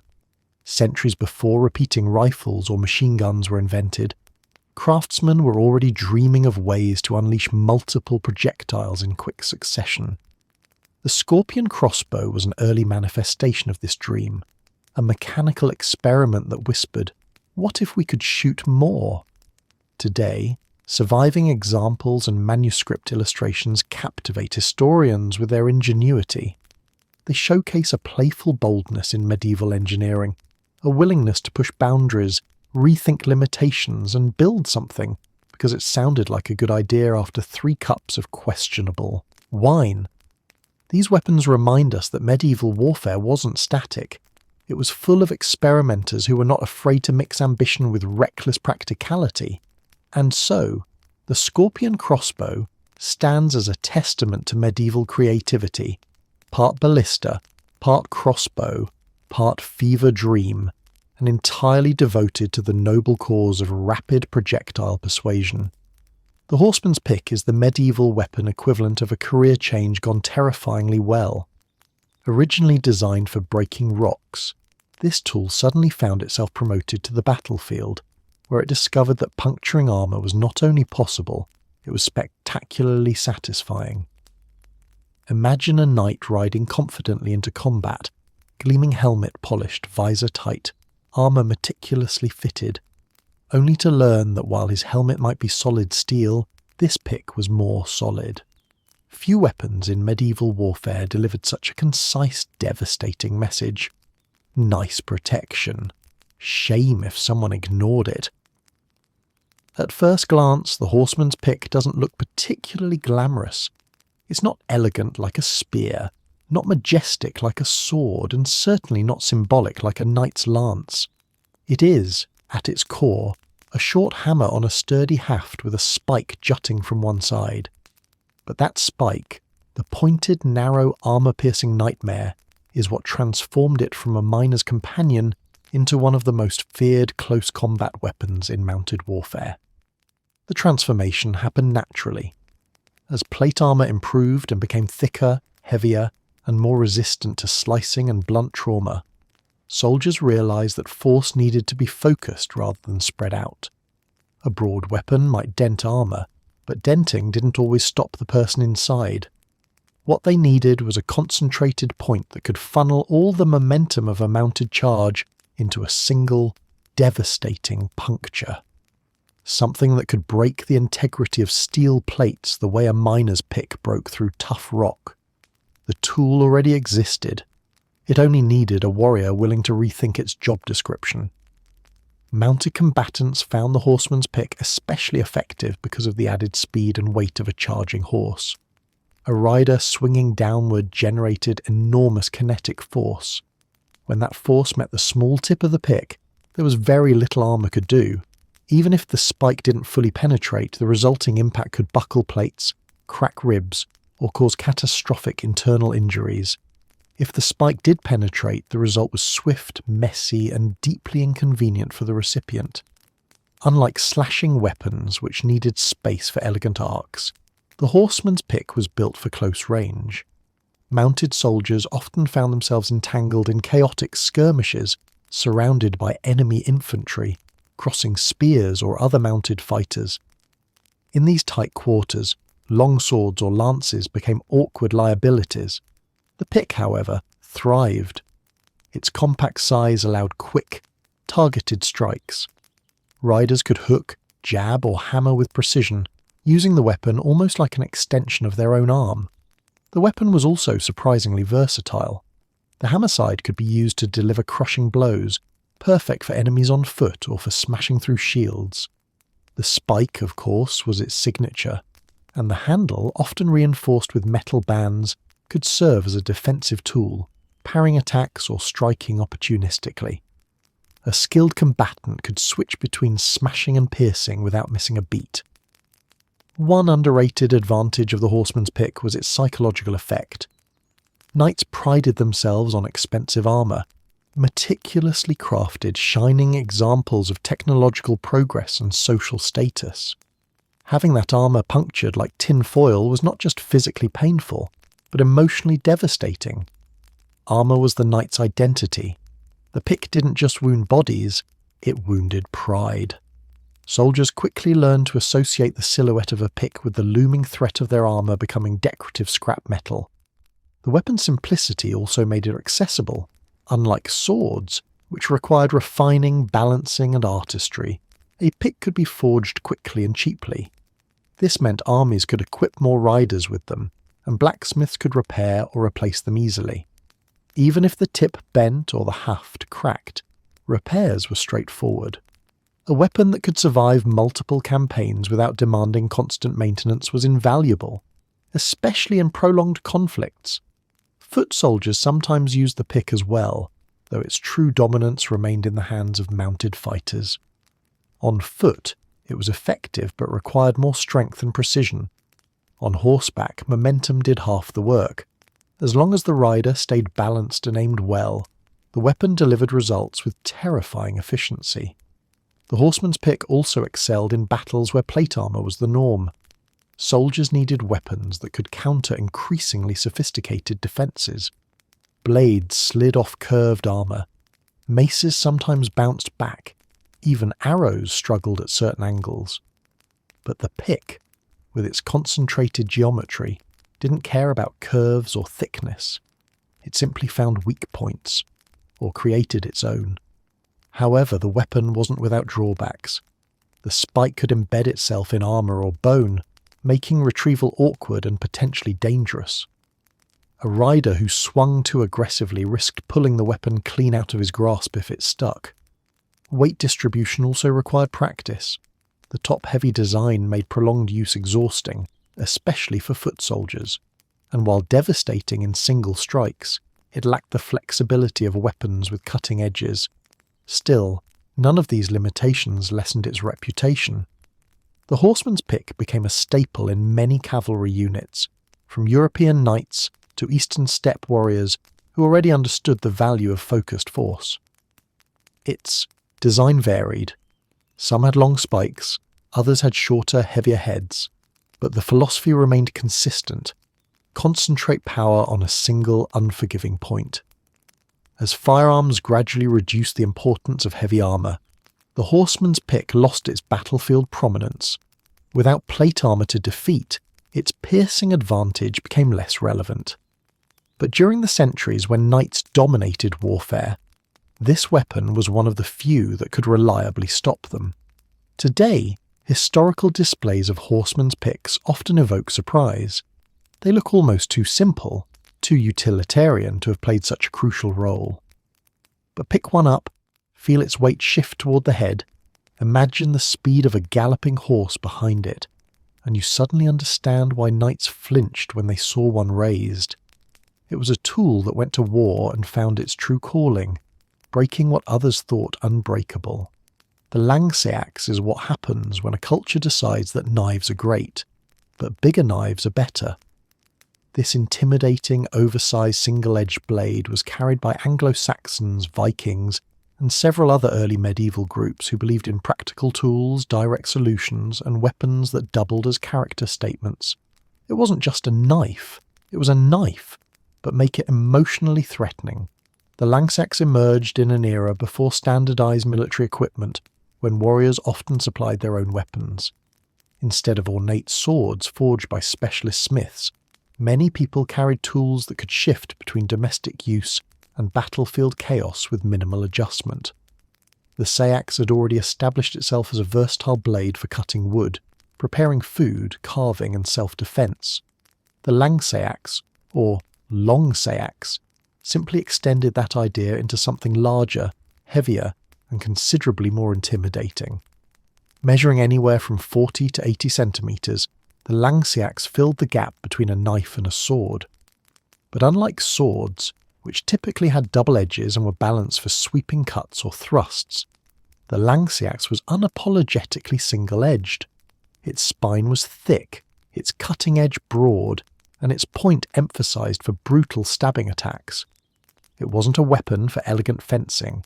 It was a weapon for decisive, close-quarter violence, simple, sturdy, and absolutely committed to whatever task was at hand. One of the reasons it terrified so many opponents was its sheer chopping power. While longer swords relied on reach and finesse, the langseas leveraged weight. Its forward-heavy design meant a downward strike carried tremendous force, capable of cleaving through flesh, bone, and light armour. Against shield walls, which dominated early medieval warfare, the langseas became a nightmare.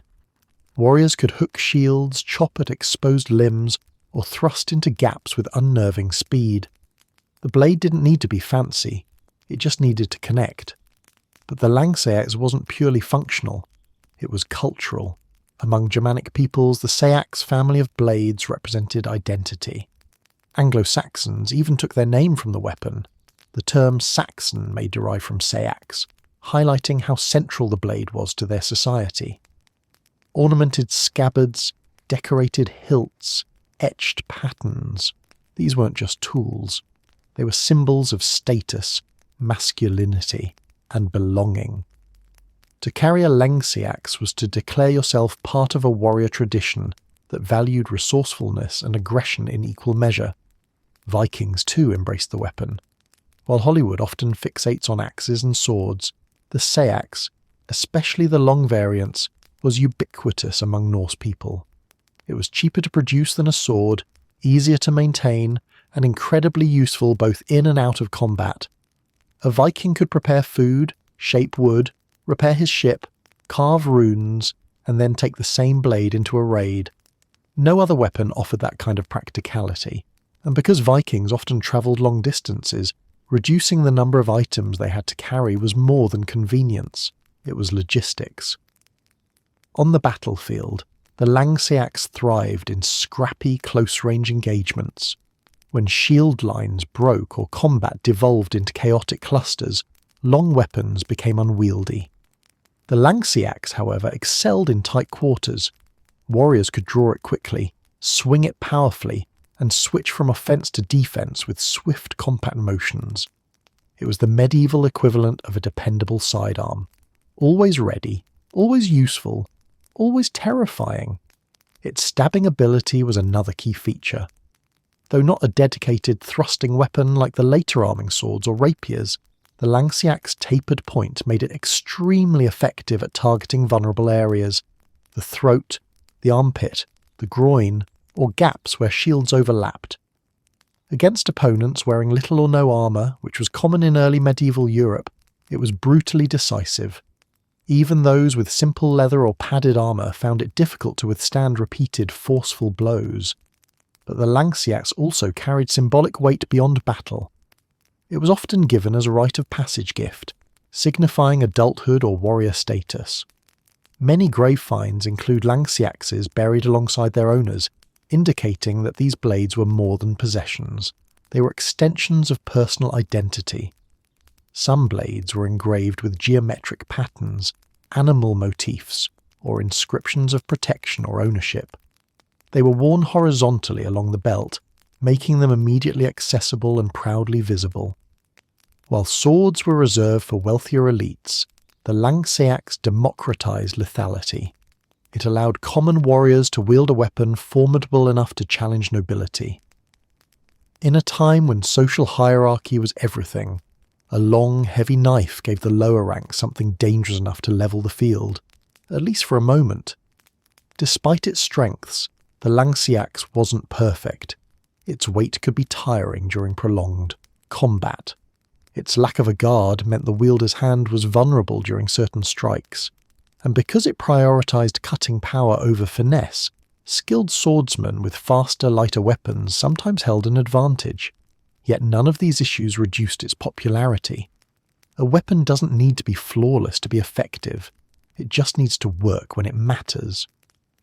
Over time, as warfare evolved and swords became more accessible, the Langseax gradually declined. But its legacy persisted in later weapons. The Bowie knife, the machete, the falchion. Tools and blades born from the same philosophy of heavy chopping power and multi-purpose practicality. Today, surviving Langseaxes evoke awe. They look simple but severe.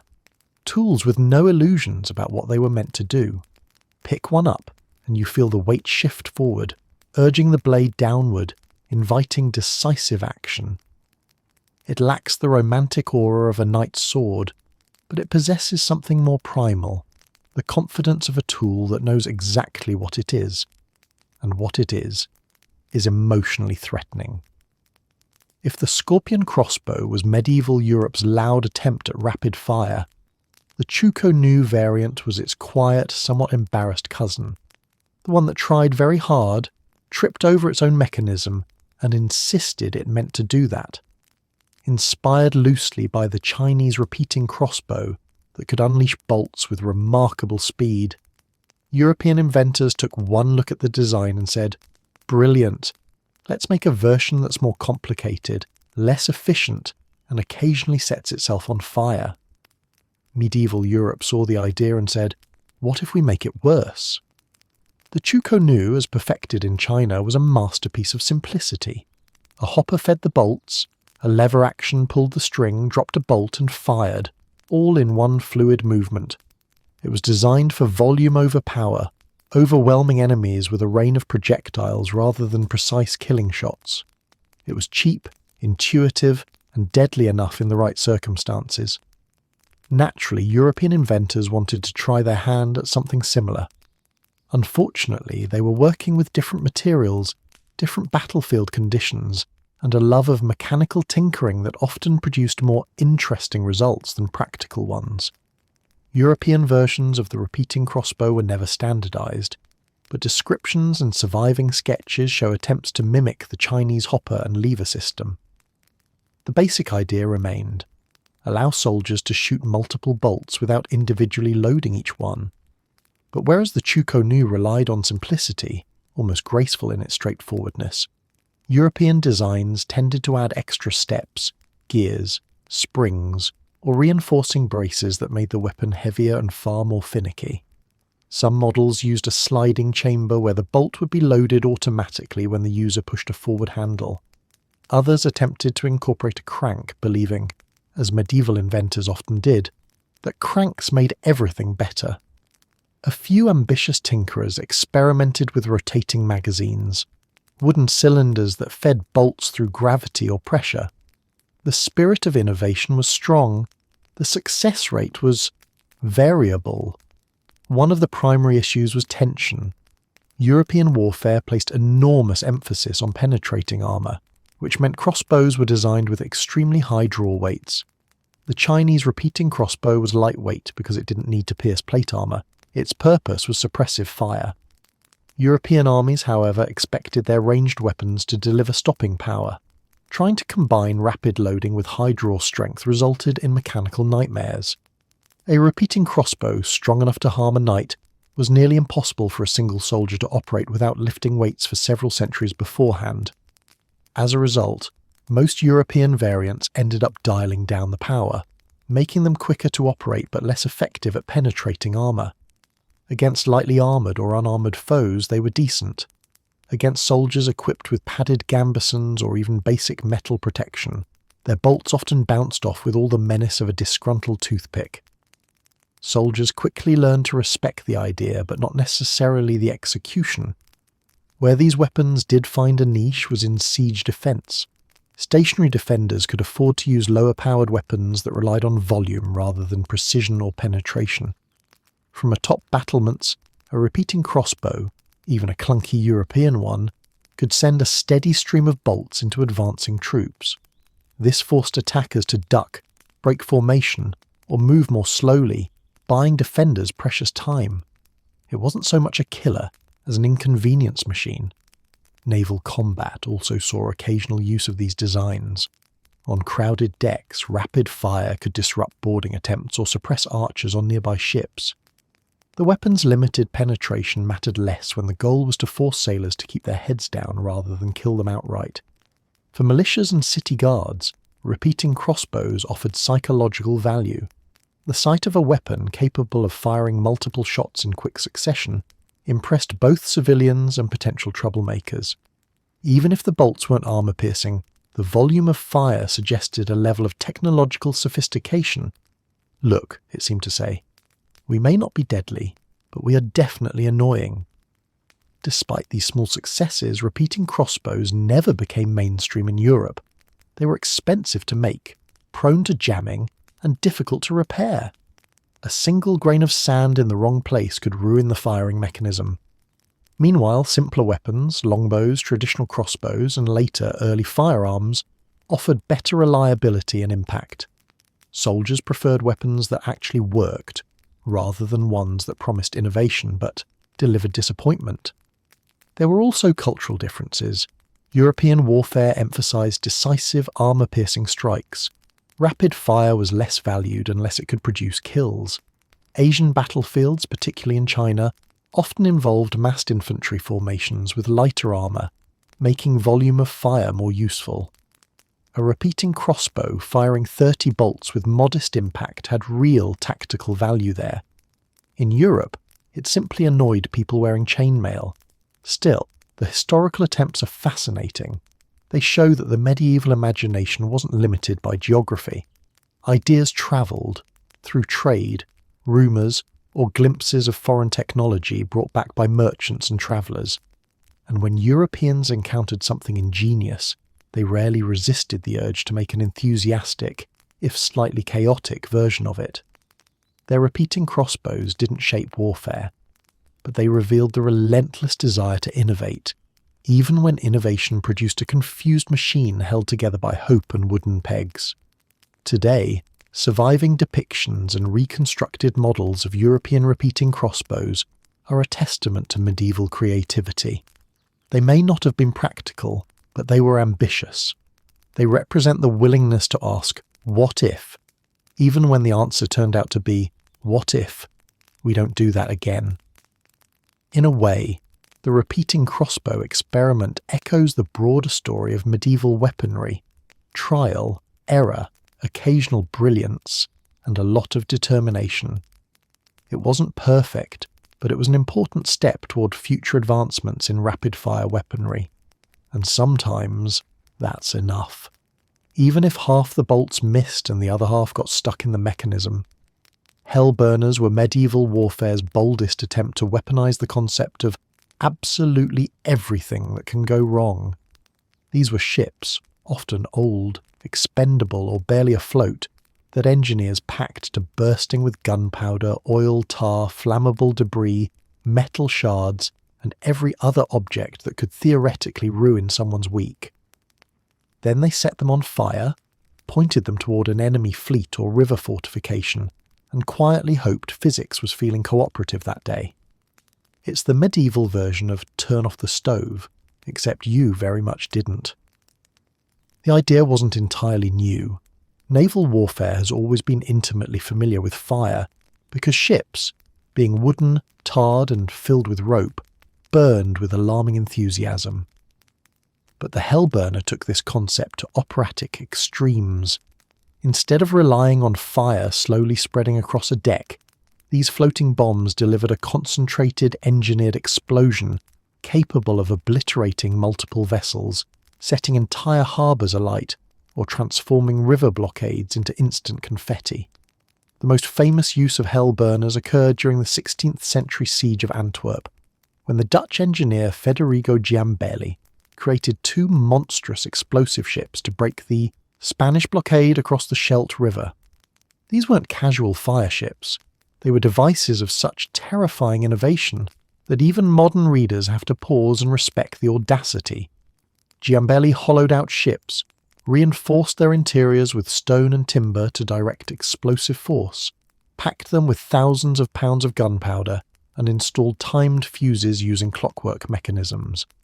He essentially built floating bombs decades before explosives became a standard part of naval warfare. When one of these Hellburners detonated, the effect was catastrophic. The blast obliterated a huge section of the Spanish pontoon bridge, killed hundreds of soldiers instantly, and sent shockwaves that were felt miles away. Witnesses described the explosion as a roaring inferno followed by flying debris, hull fragments, and, rather unfortunately, body parts. Buildings along the riverbank shuddered, windows shattered. The water itself seemed to recoil.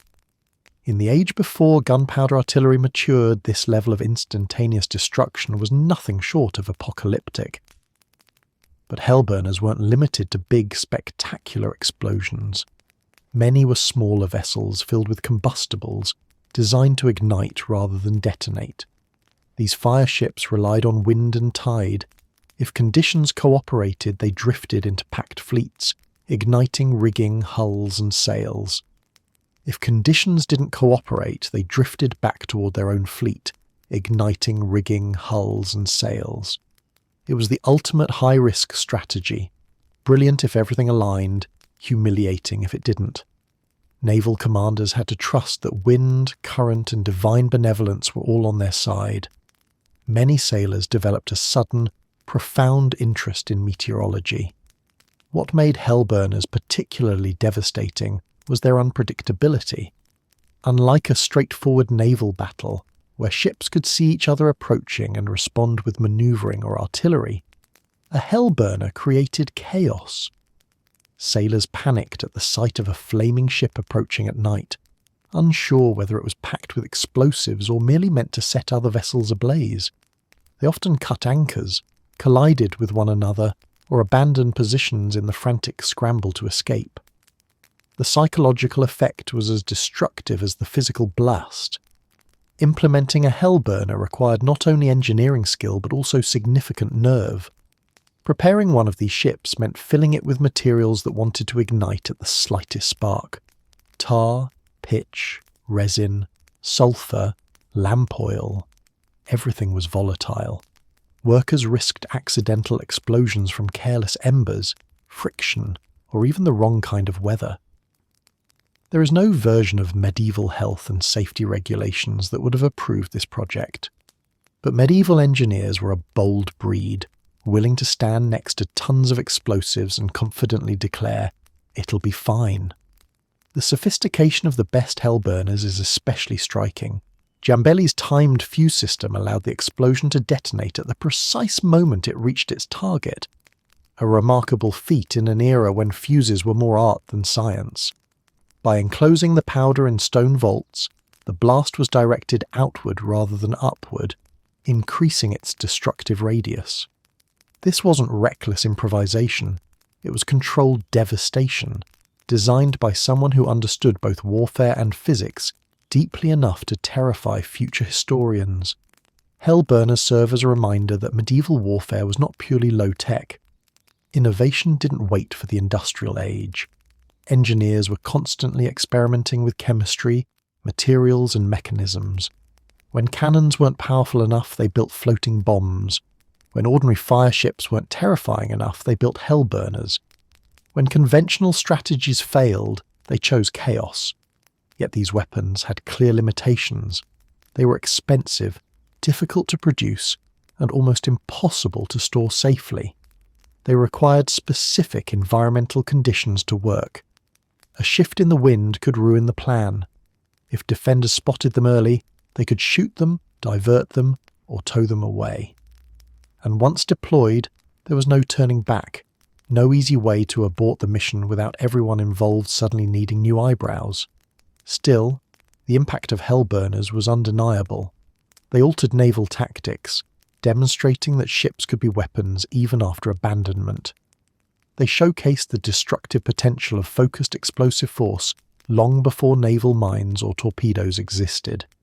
And they cemented the idea that, under the right circumstances, a single engineered explosion could change the course of a siege or a battle. Today, the very concept of hell burners feels like something crafted for dramatic storytelling. Explosive ships drifting silently toward enemy lines, fuses burning within hidden chambers, commanders watching from a distance as fate, wind and engineering decide the outcome.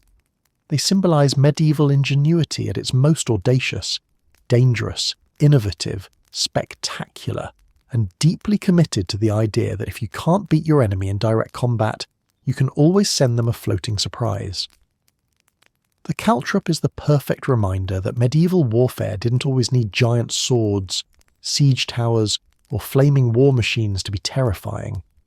Sometimes all it took was a small, unassuming object with a bad attitude. Each caltrop was a simple metal star, usually 4 points bent in such a way that no matter how it landed, one spike always pointed straight up. Soldiers scattered them across battlefields, roads, and narrow passes, and then waited for the inevitable moment someone stepped or rode onto one. Proof that even a medieval Lego could end your career. The brilliance of the caltrop lies in its simplicity. A trained blacksmith could make dozens in an afternoon using nothing more than iron scraps. They were cheap, light to transport, and required no maintenance. They didn't need sharpening before battle, expensive fittings, or detailed instructions. They had one job, to puncture whatever touched them, and they performed it with the dedication of a tiny, spiteful landmine. To understand the caltrop's impact, you need to picture medieval movement. Armies depended on horses. Messengers sprinted across uneven roads. Supply wagons rolled over dirt tracks. Infantry marched long distances, often barefoot or in thin-soled shoes that provided about as much protection as a modern napkin. A single caltrop lurking in the mud could cripple a horse, halt a line of men, overturn a cart or send a knight tumbling from his saddle. Multiply that by hundreds or thousands scattered across strategic terrain, and suddenly an entire army's mobility dissolved into chaos. Cavalry in particular feared caltrops. Horses, no matter how well trained, could not comprehend the existence of malicious metal objects hiding in dirt. When a horse stepped on a caltrop, the spike punctured its hoof, often going deep enough to hit bone or sensitive tissue. The injury caused immediate lameness. A knight thrown from a suddenly collapsing horse found himself dazed, vulnerable, and extremely aware that his expensive armour did not come with full protection. Enemy commanders used caltrops to break cavalry charges, funnel troops into kill zones, disrupt formations, or protect vulnerable positions like supply lines and camp entrances. They were especially effective during retreats or defensive manoeuvres. A withdrawing army could scatter caltrops behind them, turning pursuit into a nightmare of stumbling soldiers and injured mounts. The fact that caltrops worked equally well in daylight or darkness made them indispensable for night operations or ambush tactics. What made the caltrop even more dangerous was its invisibility. Unlike walls, spikes or trenches, caltrops were small enough to disappear into grass, sand or snow. Soldiers would advance confidently, thinking the ground was safe, only to hear a sudden shriek from the front ranks. The panic spread faster than the injury itself. If one soldier stepped on a caltrop, others instinctively hesitated, broke formation, or began checking the ground, slowing the entire advance. In a battle where momentum mattered, a handful of tiny spikes could shift the balance dramatically. The medieval world embraced the caltrop with alarming enthusiasm. European armies used them extensively, but so did Asian and Middle Eastern forces. Persian generals deployed them against cavalry. Japanese warriors tossed them behind themselves during escapes, calling them makibishi. Roman soldiers used early versions to defend encampments. Even criminals and bandits adopted them to discourage pursuit, turning narrow roads into impromptu traps. No one owned the idea. It was simply too effective and too easy to copy. Different regions experimented with variations. Some caltrops were forged with hollow tips, increasing the chance of infection, a grim enhancement in a world where medical treatment involved washing wounds in whatever liquid was closest and hoping for divine intervention. Others were made of wood or bone for stealth, useful in snowy terrain where metal might be visible.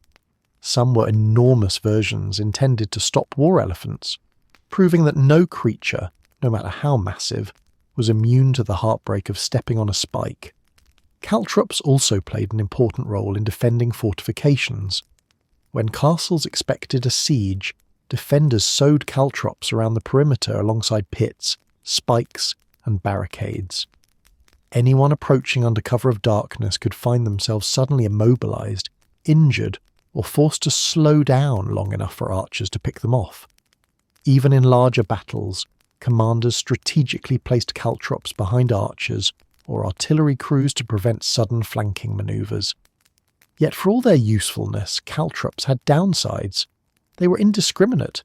If an army forgot where they placed them, and this happened more often than modern readers might hope, they ended up injuring their own troops or animals. After battles, clearing caltrops was a laborious process that involved careful sweeping of terrain. Farmers hated them, shepherds cursed them, and anyone walking barefoot near an old battlefield lived in perpetual fear of the world's smallest, angriest souvenir. Despite these nuisance factors, caltrops persisted for centuries because they filled a tactical need that no other weapon could. They slowed fast enemies, they discouraged pursuit, they protected vulnerable areas, they made ground itself into a hazard. In an age before mines, barbed wire or explosives, caltrops were the perfect tool to reshape the battlefield quickly and cheaply. Their legacy even extends into modern times. Variants of caltrops have been used to puncture vehicle tyres, deter intruders, and control crowds. Police forces and militaries still deploy them in certain circumstances. The shape has barely changed in over 1,000 years because, frankly, there's no need to improve a design that already performs its job flawlessly through pure malevolent geometry. The caltrop may have been tiny, but its impact was enormous. It didn't roar like a cannon or gleam like a sword. It didn't need to. All it required was a careless step, and suddenly the most powerful army in the world could find itself limping into retreat. If there is one weapon that perfectly captures the spirit of why stop at killing your enemy when you can also embarrass them on the way down, it's the hooked halberd. While the standard halberd was already a marvel, a spear, axe and hammer rolled into one, some medieval engineers decided it simply wasn't causing enough problems. Their solution? Add a hook, a big one. A hook that could tear armour, drag riders off horses, snag shields, and generally make enemies rethink their entire life philosophy. Swiss engineering at its absolute meanest. The halberd originated as a do-everything polearm, combining a spear tip for thrusting, a chopping blade for cleaving, and a hammer or spike for puncturing armour. It was already terrifying. Foot soldiers armed with halberds formed disciplined ranks capable of holding back cavalry, smashing through infantry lines, or turning armoured knights into scrap metal. But even this wasn't enough for some armies, especially the Swiss, who took a certain creative delight in battlefield efficiency. Enter the hooked halberd, affectionately known in some sources as a glaive-guisarme hybrid, or, in blunt modern terms, the one with the mean-looking claw. This hook, placed on the reverse side of the axe blade, was not decorative. It was a tactical insult with a handle. One of its primary uses was unhorsing riders. Cavalry had long dominated European battlefields, their speed and shock value terrifying infantry. But a hook attached to a 2-metre pole changed everything. A well-trained soldier could reach up, catch a knight's leg, stirrup or belt, and yank with the enthusiasm of someone pulling weeds from a stubborn garden bed. Suddenly the proud mounted warrior found himself airborne, landing in the mud with a sound that historians politely describe as disorienting. Once off the horse, the knight became a very expensive, very heavy and very slow-moving target. But the hook did more than pull riders. It could snag shields, dragging them downward or sideways to expose the wielder's next target. Shield walls, one of the oldest and most reliable defensive formations, became vulnerable. Soldiers armed with hooked halberds could reach over a shield's edge, pull it aside, and open a gap in the line. The moment that gap appeared, the axe, blade or spear tip followed, delivering a strike that no shield could block in time. Against armour, the hook was equally vicious. While the halberd's axe could dent or cleave plates under the right conditions, the hook specialised in exploiting weaknesses. Medieval armour, no matter how well crafted, contained joints, under the arms, behind the knees, at the neck or between plates. The hook slipped into these spaces like a whispered threat. With a twist or jerk, the halberdier could unbalance the enemy, tear armour straps, or wrench limbs into compromising positions. It wasn't merely lethal, it was efficient, which is far more unsettling. The hooked halberd also excelled in formation combat. Halberdiers often fought in tight ranks, presenting a forest of spear tips toward the enemy. When cavalry charged, the front line braced their weapons to receive the impact. Once the initial shock passed, the second and third ranks stepped forward with hooks ready. Horses reared, knights toppled, and chaos erupted within seconds. Every movement of the halberd was coordinated: thrust, chop, hook, pull, repeat. The weapon demanded discipline, strength, and timing, transforming ordinary foot soldiers into anti-cavalry machines. While the Swiss popularised the halberd's tactical evolution, many European regions developed their own variations. Italian city-states favoured elaborate, ornate halberds with long, narrow hooks, perfect for precision unbalancing. German lands produced massive, heavy-bladed versions capable of damaging even the thickest armour. English polearms sometimes exaggerated the hook, turning it into something that resembled a medieval can opener designed for human-sized tins. In siege warfare, the hooked halberd found yet another purpose. Soldiers used the hooks to pull down ladder rungs, snag grappling lines, or grab attackers climbing up walls. Defending forces could reach down, hook a scaling soldier by the belt or leg, and send him tumbling. Meanwhile, attackers found creative uses of their own, reaching up to dislodge defenders from parapets or grabbing shields extended over battlements. Despite its adaptability, the hooked halberd wasn't a weapon for amateurs. Its extended features meant it could get caught in armour or shields if the wielder lacked finesse. A soldier who hooked too aggressively risked losing his grip or being pulled forward by a determined opponent. Training emphasised controlled movements, precise angles, and coordination with nearby fighters. It took both muscle and discipline to use it effectively. Those who mastered it, however, wielded one of the most formidable tools of late medieval warfare.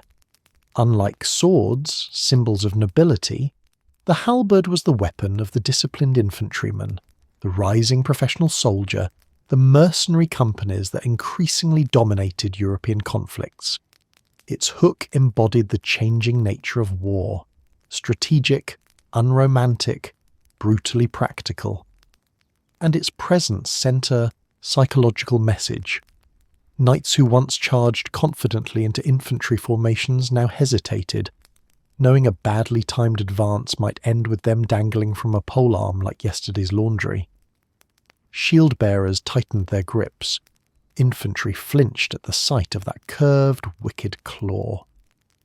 The hooked halberd didn't just threaten death, it threatened humiliation, dismemberment, and the sudden removal of one's tactical dignity.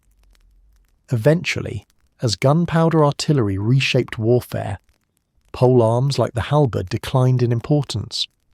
But for centuries, the hooked halberd reigned as one of Europe's most versatile and terrifying weapons. A clever fusion of engineering, battlefield adaptation, and a little bit of spite. If there is one universal truth in medieval warfare, it's that people never stopped looking for new and exciting ways to make things catch on fire. While swords, axes, and polearms handled the up-close stabbing, fire arrows and incendiary mixtures handled the long-distance psychological scarring. Inspired by ancient formulas like Greek fire, medieval armies embraced the idea that if you couldn't break a wall or pierce armour, you could always set something ablaze and hope panic did the rest. After all, it's not enough to stab your enemy, you must also barbecue them. Fire arrows were among the earliest and simplest incendiaries. At first glance, they look like ordinary arrows, but with added potential to ruin absolutely everything. Archers wrapped cloth around the shaft just behind the arrowhead, soaked it in pitch, resin, tallow or oil, and lit it moments before firing. In theory, the arrow would arc gracefully through the night sky, land on something flammable, and ignite it in glorious flames. In practice, wind might blow it out, rain might extinguish it, or the archer might set his own bowstring on fire and pretend that was part of the plan. Still, in the right conditions, fire arrows were devastating.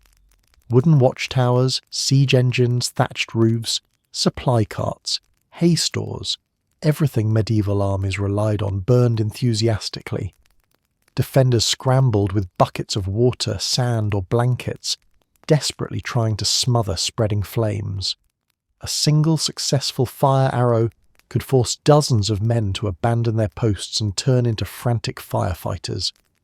Multiply that by 100 arrows, and suddenly an entire fortress had more urgent concerns than the approaching enemy.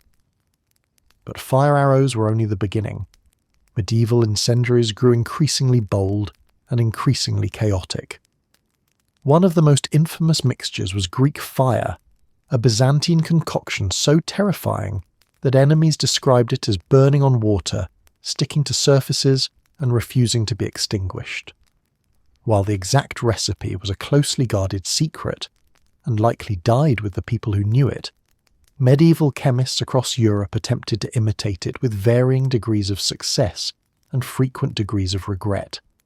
They combined ingredients like pitch, sulphur, quicklime, naphtha, and pine resin, creating mixtures that either produced impressive flames or, on unlucky days, exploded early and taught valuable lessons about workplace safety. Many armies used clay pots filled with these mixtures as primitive grenades. Soldiers lit a fuse or simply relied on the mixture's flammability, then hurled the pot over walls or into formations. Upon shattering, the burning contents splashed outward, sticking to shields, clothing, and exposed skin. These weren't the delicate glass grenades of later centuries. They were crude, heavy pots designed to break violently and spread fiery chaos. Defenders on castle walls dreaded the sight of attackers preparing to lob them, knowing exactly what was coming, and knowing there was very little they could do except brace for the sound of pottery followed by screaming. Siege engines also played their part in the medieval fire festival.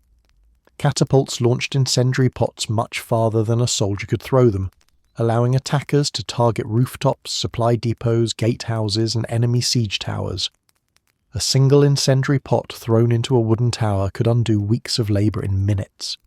Carefully constructed engines, lovingly built by tired engineers, burst into flames as soldiers shouted contradictory instructions like, "Put it out," and "Don't touch it," and "Why is everything on fire?"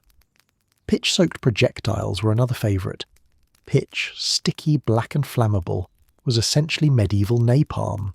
Soldiers coated stones, logs, or bundles of hay in pitch, lit them, and rolled or hurled them down slopes toward advancing enemies. Defenders on castle walls poured boiling pitch on climbers, a technique so effective that many attackers simply refused to go first. Sometimes defenders filled trenches with pitch and lit them to create fire barriers, transforming the battlefield into an uncomfortably warm obstacle course. Naval battles were particularly fond of incendiaries. Ships were floating collections of wood, tar, ropes, and fabric, materials that practically begged to ignite. Fire arrows turned ocean skirmishes into blazing spectacles.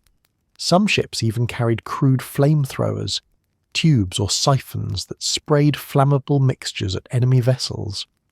These devices required skill, steady hands, and nerves of steel, because one misplaced spark could result in an impressively short maritime career. Yet fire was not just a tool of destruction, it was a tool of fear. The glow of flames in the dark, the hiss of burning pitch, the screams of soldiers trying to extinguish themselves, these sounds and sights broke morale faster than swords ever could. A wall could be rebuilt, armour could be repaired, but fear of fire lodged itself deep in the mind, making even the most seasoned warriors hesitate. Still, the use of incendiaries wasn't without risks for the attackers. Many armies learned, often the hard way, that fire does not respect battle lines.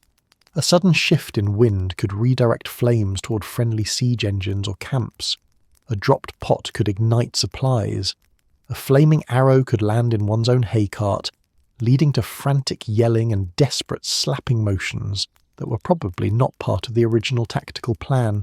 And yet, despite the hazards, incendiaries remained a staple of medieval warfare. They were cheap, easy to produce, and universally effective. Whether used to disrupt formations, burn fortifications, or terrify the opposition, they offered tactical advantages that steel alone could not.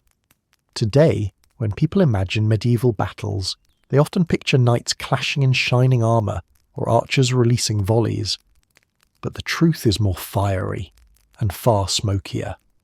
Incendiaries added a level of unpredictability and spectacle to warfare that modern audiences often underestimate. They were the medieval reminder that in war, the environment itself could become a weapon. If there were ever a medieval weapon that seemed designed by someone who understood physics only enough to deeply disrespect it, it was the war flail.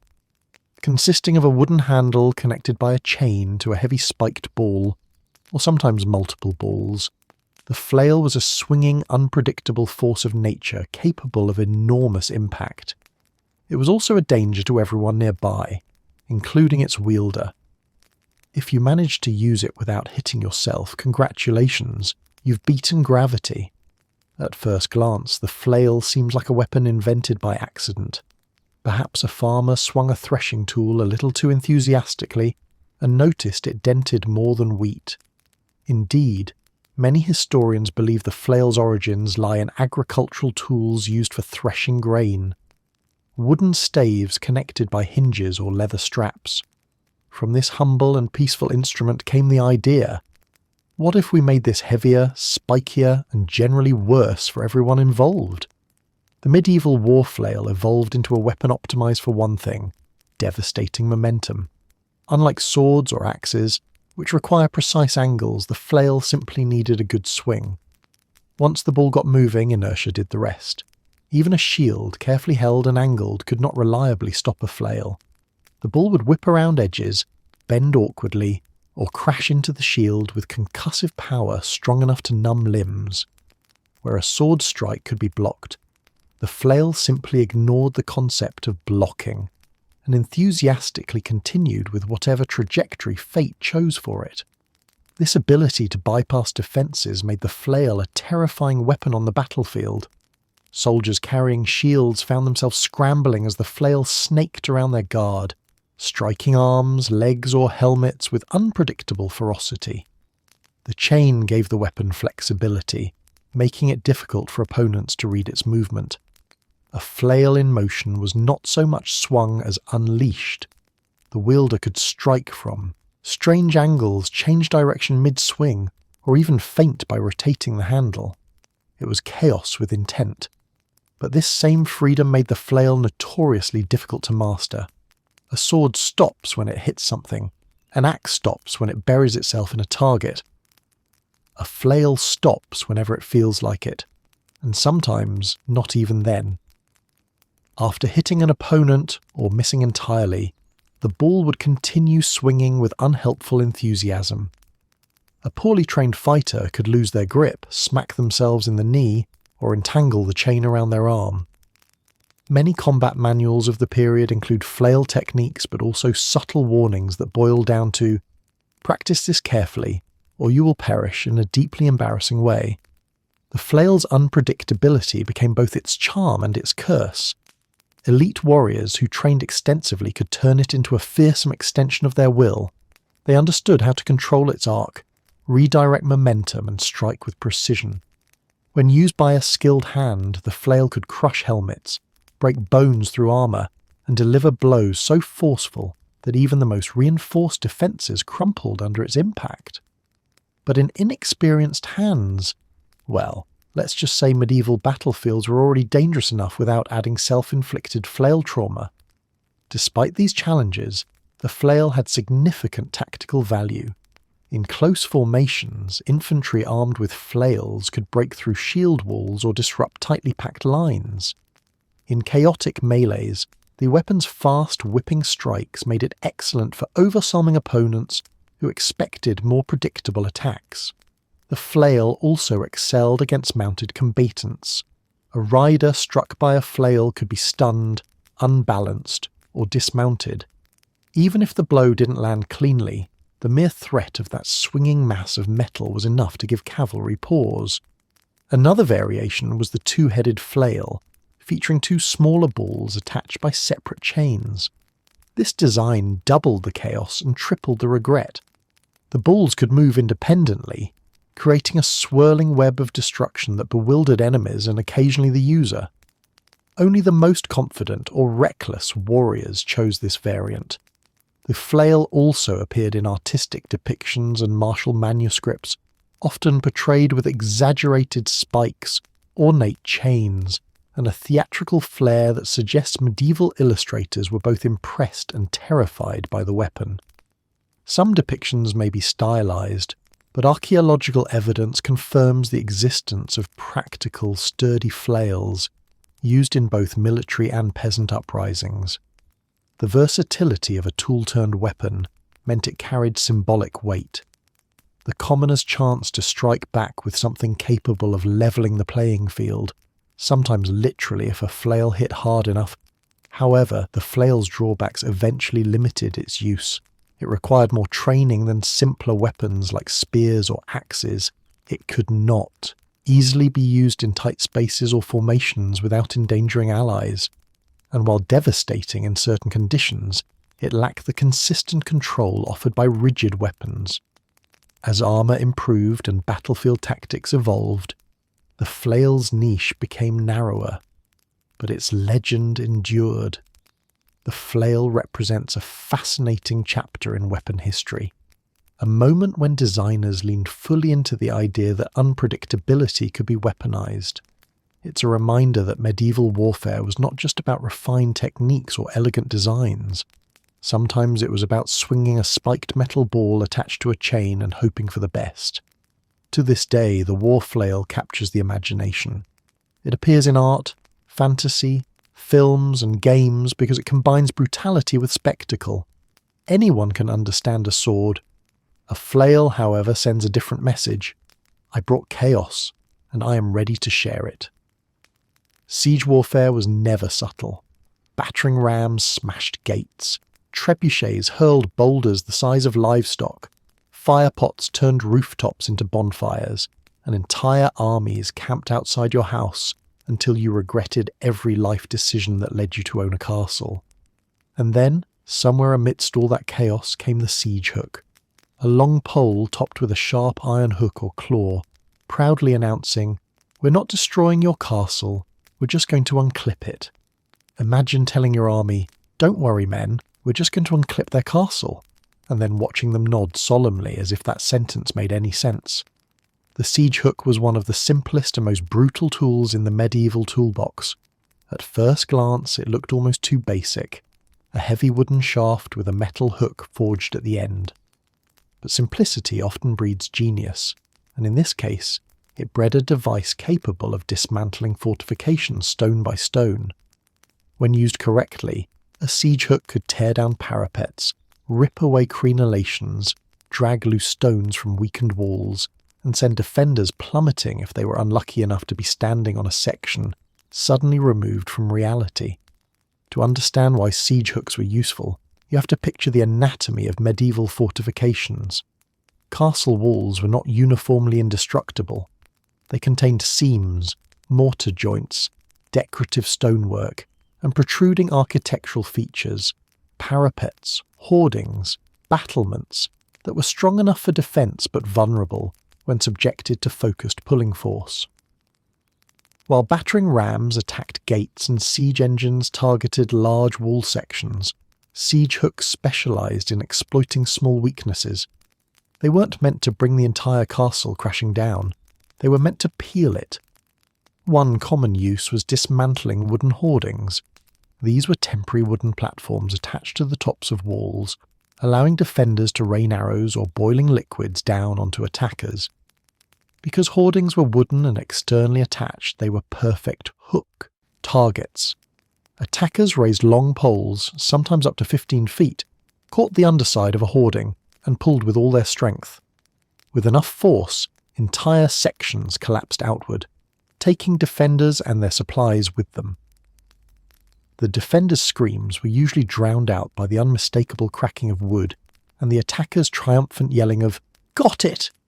Siege hooks also became valuable when walls had been weakened by siege engines. A trebuchet might crack a stone section but not fully break it. That's where the hook stepped in. Soldiers rushed forward, latched onto the damaged section, and pulled until gravity surrendered. Sometimes just one loosened stone was enough to destabilize an entire segment. Medieval engineers loved trebuchets, but they respected siege hooks. They were the final persuasive argument that convinced the wall to give up. In urban combat, hooks tore down barricades cobbled together by defenders, wagon wheels, stacked timbers, overturned carts, anything meant to slow an assault. Rather than climb over these obstacles, risking arrows, rocks, or boiling oil, attackers used hooks to dismantle them from a distance. It was methodical, almost surgical. If surgery involved large iron claws operated by sweaty men screaming encouragement at one another. A lesser-known but equally nightmarish use of siege hooks was dragging defenders off the battlements. In the chaos of a wall assault, a soldier using a hook could snag a shield, catch a belt loop, or hook the edge of a defender's cloak and yank. Many defenders met the unpleasant combination of surprise, loss of balance, and terminal velocity. It didn't matter how skilled you were with a sword. The negotiation between you and gravity always ended the same way. Hooks came in various designs. Some had single curved points like giant fish hooks. Others had multiple claws for gripping larger surfaces. Some included serrated edges to bite into wood. Specialized pulling hooks had reinforced poles to withstand enormous stress. The choice of hook reflected the task: tearing down timber, prying stone loose, or dislodging enemy soldiers who mistakenly thought a wall counted as protection. Using a siege hook wasn't glamorous. It took strength, coordination, and usually more optimism than was medically advisable. Soldiers had to advance close to the wall, well within arrow range, and lift heavy poles upward while enemies threw rocks, shot bolts, or dropped unwelcome substances onto them. Many hook users wore helmets with reinforced tops, because defending a castle was 50% shouting and 50% dropping objects on people. Despite the risk, siege hooks played a crucial role in psychological warfare. Defenders expected arrows or siege engines. They did not expect the enemy to methodically peel their walls like an orange. Watching your battlements ripped away piece by piece sent a clear message. Your defences are temporary, and we brought the rare medieval equivalent of a giant can opener. Hooks weren't limited to attackers. Defenders sometimes used hooks to grab and disable siege ladders, pulling them sideways and toppling climbers. When ladders were pushed against the wall, a well-placed hook could catch a rung and jerk the ladder free, creating a brief but satisfying rain of falling enemies. In some battles, defenders used hooks to snag battering ram coverings, pulling away protective hides or planks and exposing the ram crew to archers and boiling liquids. The hook's versatility extended to any situation where grab it and yank could solve a problem. The siege hook's greatest strength was its adaptability. It required little metal, could be built by almost any craftsman, and didn't demand training beyond "don't drop this on yourself." It wasn't elegant like a sword or inspiring like a trebuchet, but it didn't need to be. It worked, and medieval warfare valued tools that worked. As fortification design evolved, becoming thicker, smoother, and more resistant to prying, hooks gradually declined in prominence. But during the height of medieval siege warfare, they were indispensable. They were proof that sometimes the simplest tools are the most effective, especially when used creatively, aggressively, and with a complete disregard for the structural integrity of other people's property. War wagons were one of those medieval battlefield innovations that make you stop and admire how far pure determination and a suspicious number of wooden planks can take you. Imagine a wagon so heavily modified it no longer resembles a vehicle but a rolling, bristling fortress. Spikes jutting outward, crossbows poking through slits, shields fastened along its sides, men inside shouting orders, horses outside wondering what they did to deserve this assignment. Like a medieval tank, but powered by yelling and horses. While armoured cavalry dominated much of medieval warfare, the 15th century Hussites of Bohemia decided they were tired of being trampled. They lacked the heavily armoured knights of their enemies, but compensated with ingenuity and carpentry. Their solution was the Wagenburg, a defensive system that transformed ordinary wagons into mobile strongpoints. Each wagon became a miniature stronghold capable of withstanding cavalry charges, missile fire, and the general chaos of battle. In coordinated groups, they formed defensive grids that could stop armies far more powerful on paper. A war wagon wasn't a simple cart with a few shields. It was a heavily reinforced structure, often with double-thickness walls, angled planks to deflect arrows, and iron fittings to resist fire and axes. The sides were lined with firing ports so crossbowmen or handgunners inside could shoot safely. Spikes were attached to discourage horsemen from getting close enough to cause trouble. Some wagons even had small cannons mounted inside. Primitive but loud enough to make enemies rethink their life choices. Setting up a Wagenburg was an art form. The wagons weren't scattered randomly. Soldiers arranged them in large circles or rectangles, chaining them together to prevent gaps.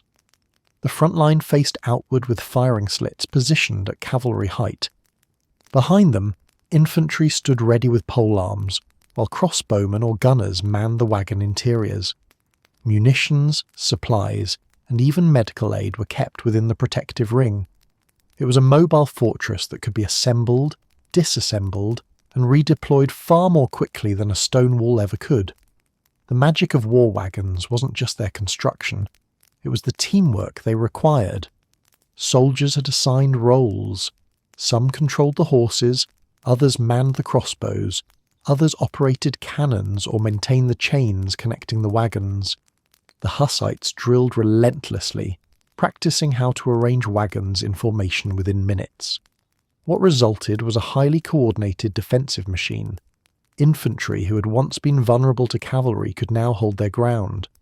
Knights charging full speed found themselves smashing against a wooden wall lined with iron spikes, followed immediately by crossbow bolts to the face.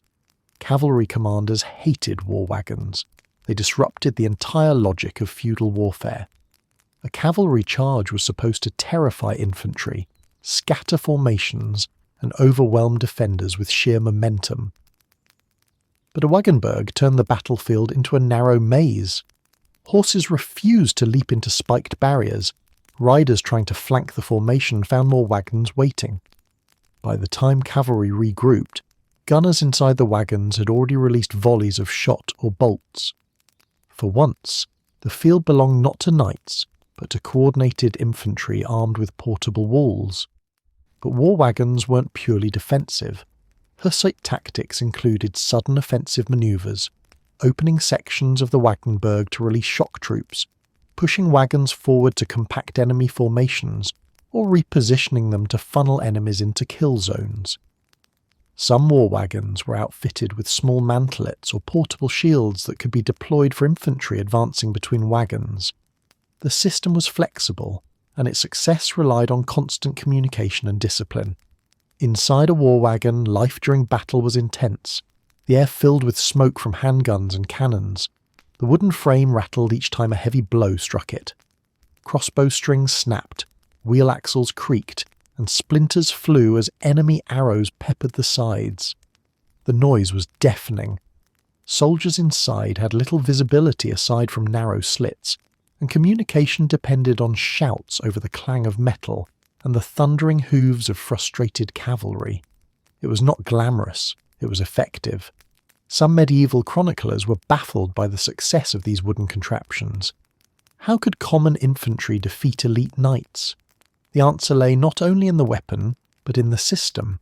War wagons empowered coordinated troops. They offered a defensive base from which infantry could strike with missile weapons while remaining protected. They neutralised the cavalry advantage, and they forced aristocratic armies to confront something they rarely faced. A tactic that didn't care about noble status or expensive armour. Other regions took note. Variations of war wagons appeared across Central and Eastern Europe. Some became artillery wagons, others served as mobile barricades during urban uprisings. Nomadic armies even adapted lightweight versions for their own mobile warfare. But none perfected them as thoroughly as the Hussites, who used war wagons not as occasional battlefield tools, but as the core of their military doctrine.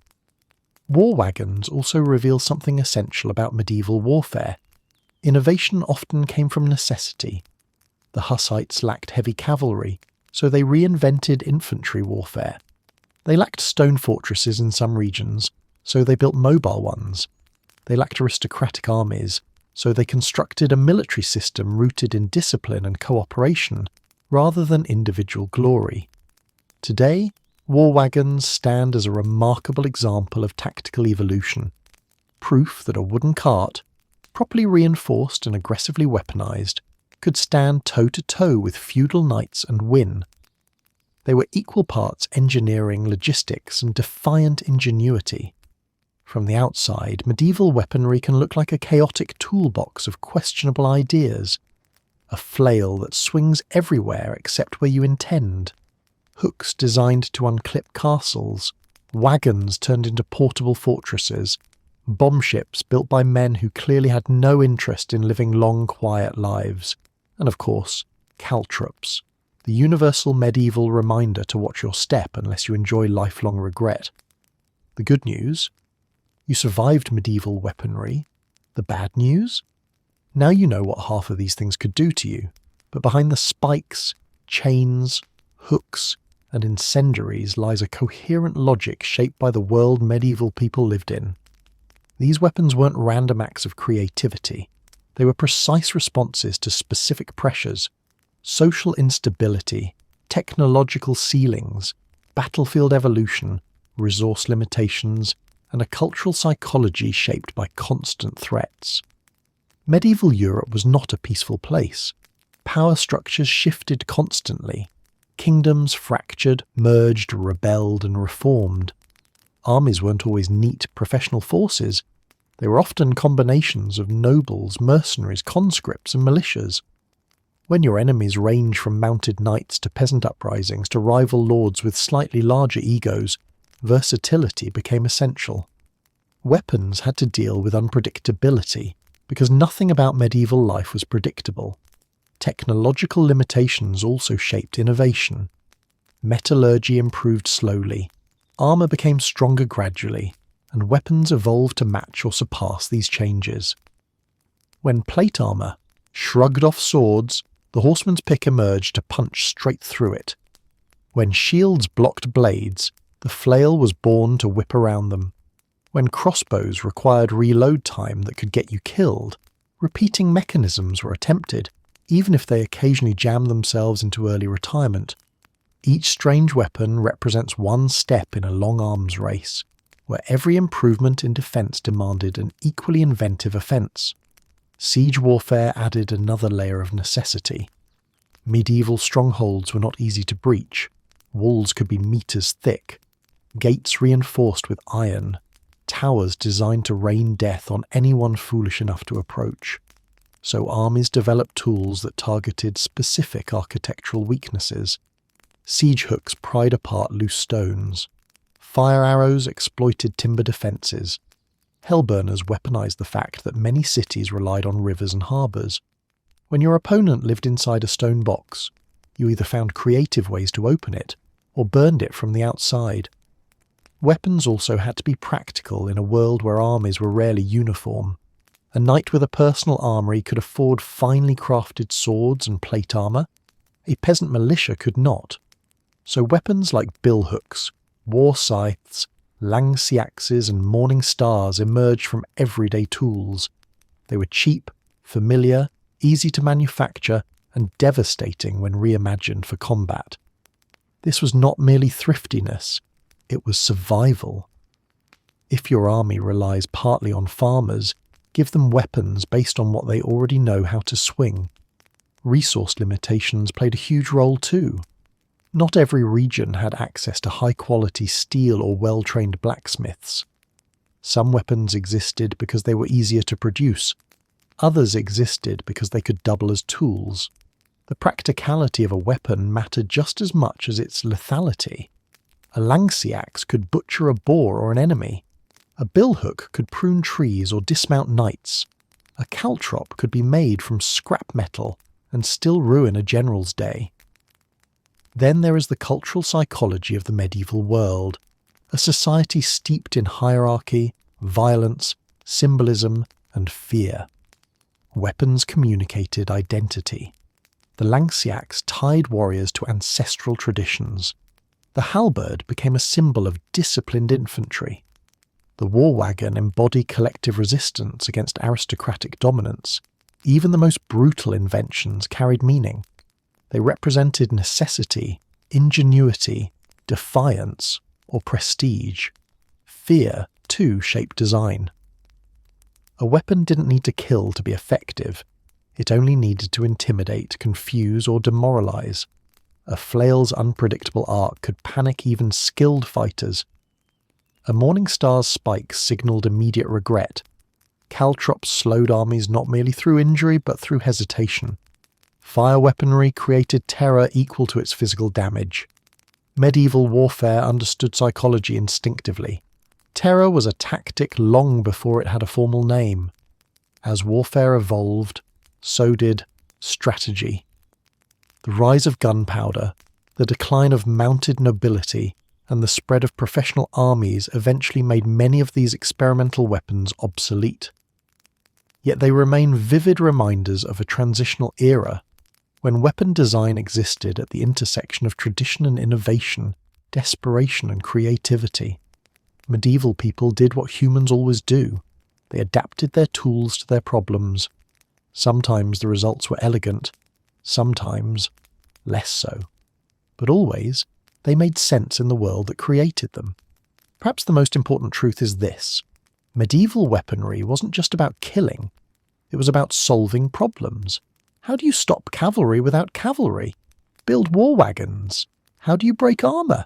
Invent picks and pole hammers. How do you crack a fortress? Use hooks, fire and explosives. How do you give peasants a fighting chance? Convert farm tools into battlefield tools. Every weapon in this series answered a need, practical, tactical or psychological. And while modern eyes may see these devices as strange, excessive or downright unhinged, we must remember the context. Medieval life itself was precarious, resource limited and violently competitive. Innovation didn't arise from luxury, it arose from survival. So yes, the flail disrespected physics, the hellburner disrespected naval safety, the siege hook disrespected architecture, and caltrops disrespected ankles everywhere. But each invention followed a clear medieval logic. Whatever keeps you alive, and preferably makes your enemies reconsider their career.